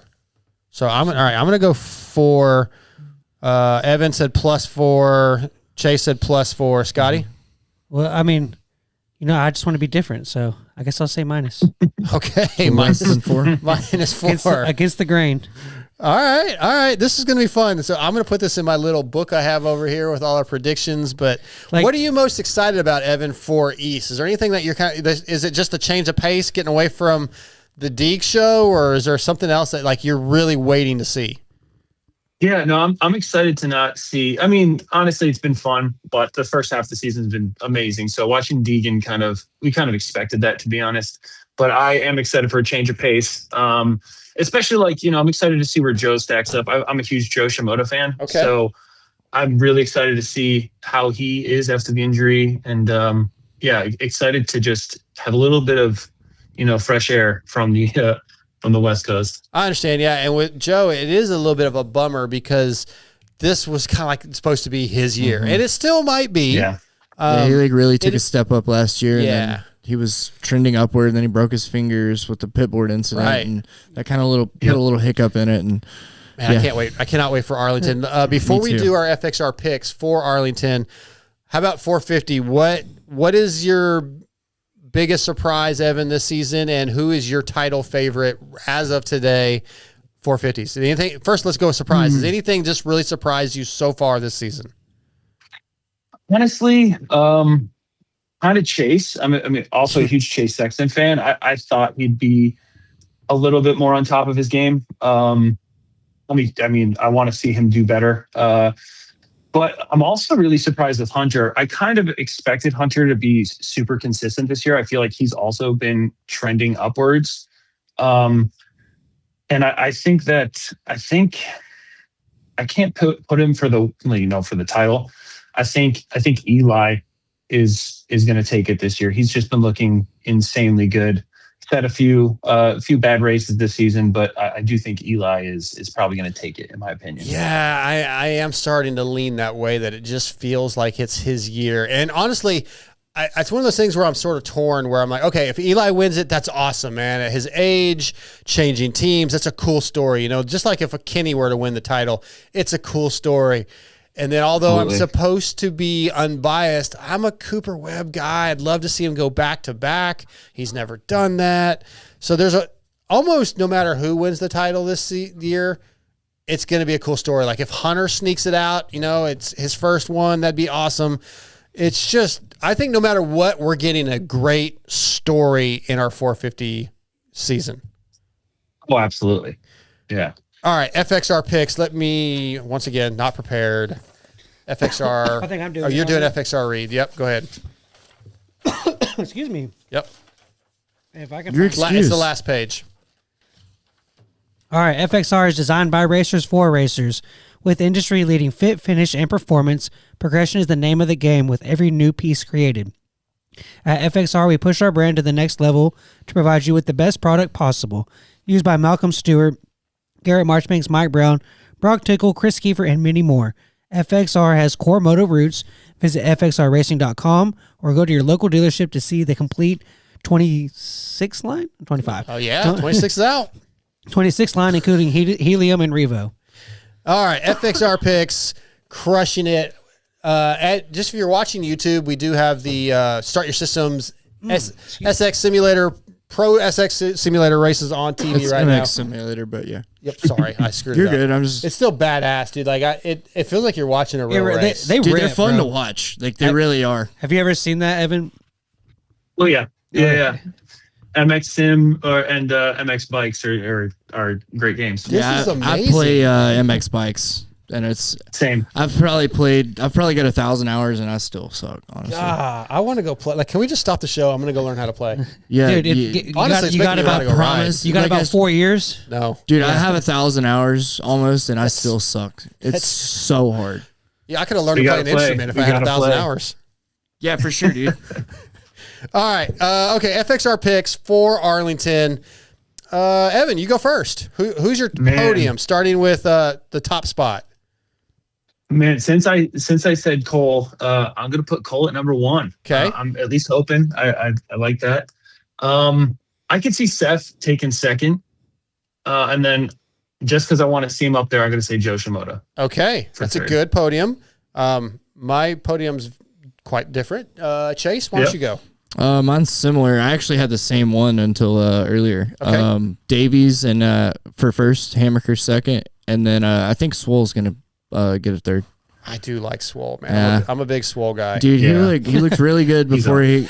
I'm a big Swole guy. That's funny. I've been to the gym, bro. Yeah, bro. He was looking really good before he got hurt last season. Yeah. And I don't know. I really want the kid to do well. I do too. I like Swole. Scotty, who's your picks? I'm going to go Pierce. Okay, PB. Had him on the show. Yep. And then I'm going to go Hammaker. Okay. And then Davies. All right. I went Hammaker, Pierce, Joe. It's a good one. This is going to be fun. A good one. Yeah, Mm-hmm. I like it. I like it. I should have called Lewis and got Lewis's thoughts because they're probably quite a bit different. I know I say this every week, and we never do it, but I really wish that you would go back to show how wrong we are. You were actually pretty close last week. I know, because I think I was close. You got the first 2 right. I did go look. I just usually don't say anything because we're always so far off. Yeah. But, that's what makes it fun. okay, well, Scotty last week said Eli Tomac for the win, Cooper Webb second, and AP third. So you were everybody you were but good AP. I wouldn't say that's.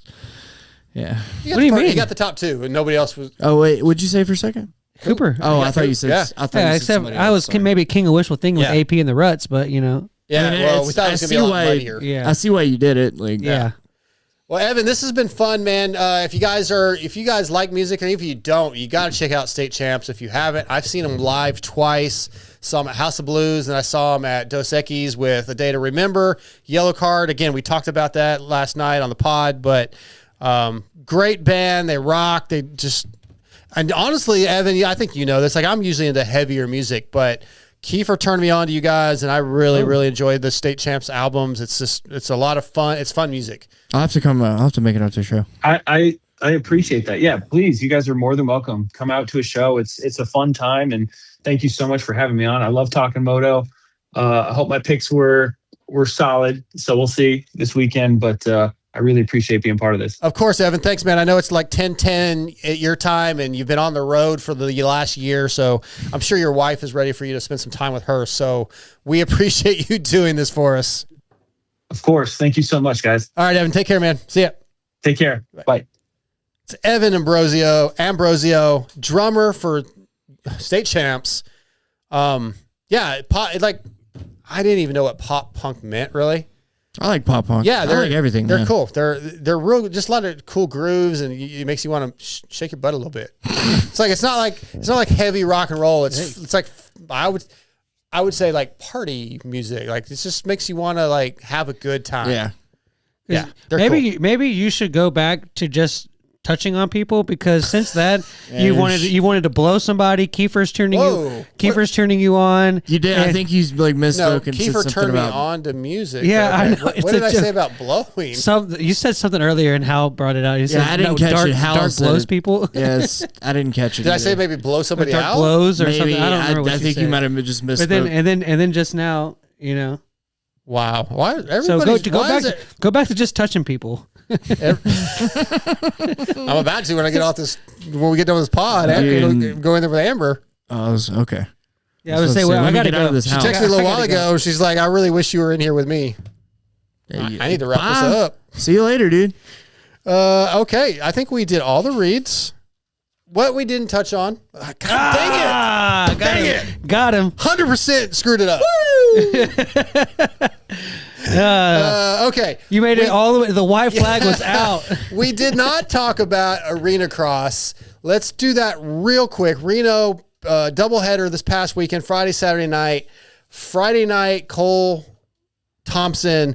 Dude. Just first of all, he tried to. He did a really gnarly block pass on Ryan Brees. Ryan stopped, went to go again, and Cole hit the brakes. If I wouldn't have had a problem with that pass if he hadn't like stopped and then like looked back and then like drifted over and took his front wheel out. Yeah, it's like it was after the corner. The corner was completely done. He like got away from it. Brees stopped. He's got 2 bike links behind him, and then like Brees takes off, and then Cole like drifts over, looking back at him, and puts him on the ground. Yeah, that's the kind of stuff that pisses me off. Yeah. It's just not racing. And, there's almost nothing Ryan could have done other than maybe stop, put his foot down and wait. And just like, And it sucked. It screwed up his whole race.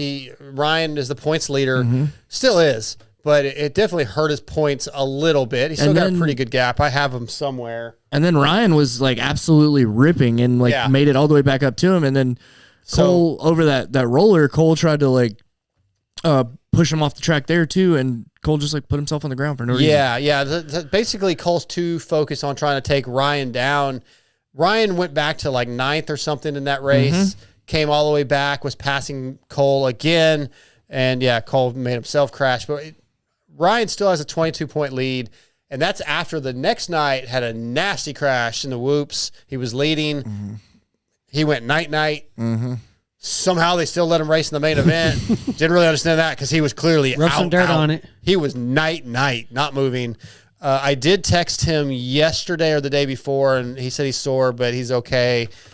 He's handling it all real cool as far as the Cole stuff. But honestly, there's really no reason that Ryan shouldn't win this title. Austin Politelli had a couple issues and some bad nights and really lost. He's another 12 down. So as of right now, Ryan should win this title unless Guthrie's the final round, right? Stupid, yeah. But so the season's coming to a wrap. Josh Hill showed up and really rode well. That was cool to see him get some wins, get some overalls.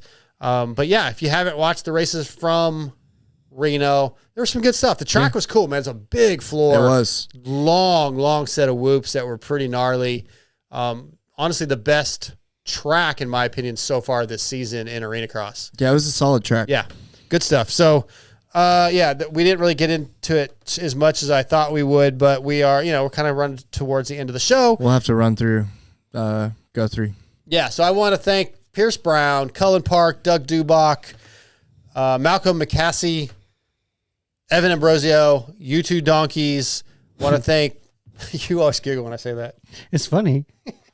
I want to thank Yamaha Motor USA, Race Tech, Guts Racing, X Brand Goggles, T-Boat USA, Renthal, Cherubies USA, Grill Your Ass Off, FXR, ETS Racing Fuels, and don't forget, they're not a sponsor, but if you're looking for work boots, bruntworkwear.com. Use that promo code DarkSideMX10. Shout out Renthal for the casual wear. Dude. I guess we're probably one of the first people to get it. It's pretty cool. Pretty early on. If you want some Renthal merch, go visit renthal.com, and I'm sure there's a notes thing. Just say, hey, heard it on the MotoXpod. Let Paul know that you're listening. Tell him Garth sent you. Yeah, there you go.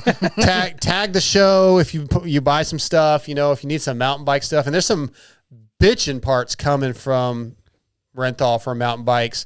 I can't say what they are yet. I actually have some of the products sitting over here on a table I can't wait to use. But if you're a mountain bike enthusiast, they are getting heavy into the mountain bike game.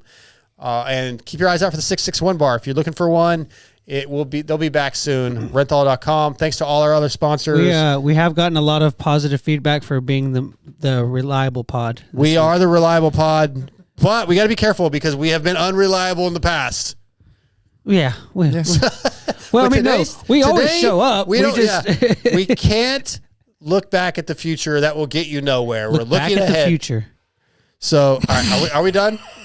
You said look back at the future. Yeah, we can't look back to the future. Okay. All right. Yeah. You can watch Back to the Future, but you can't look back at the future. Stroke. Let's go 88 miles. I don't know, man. Let's go we'll be back after Arlington with a new show. See y'all in Arlington.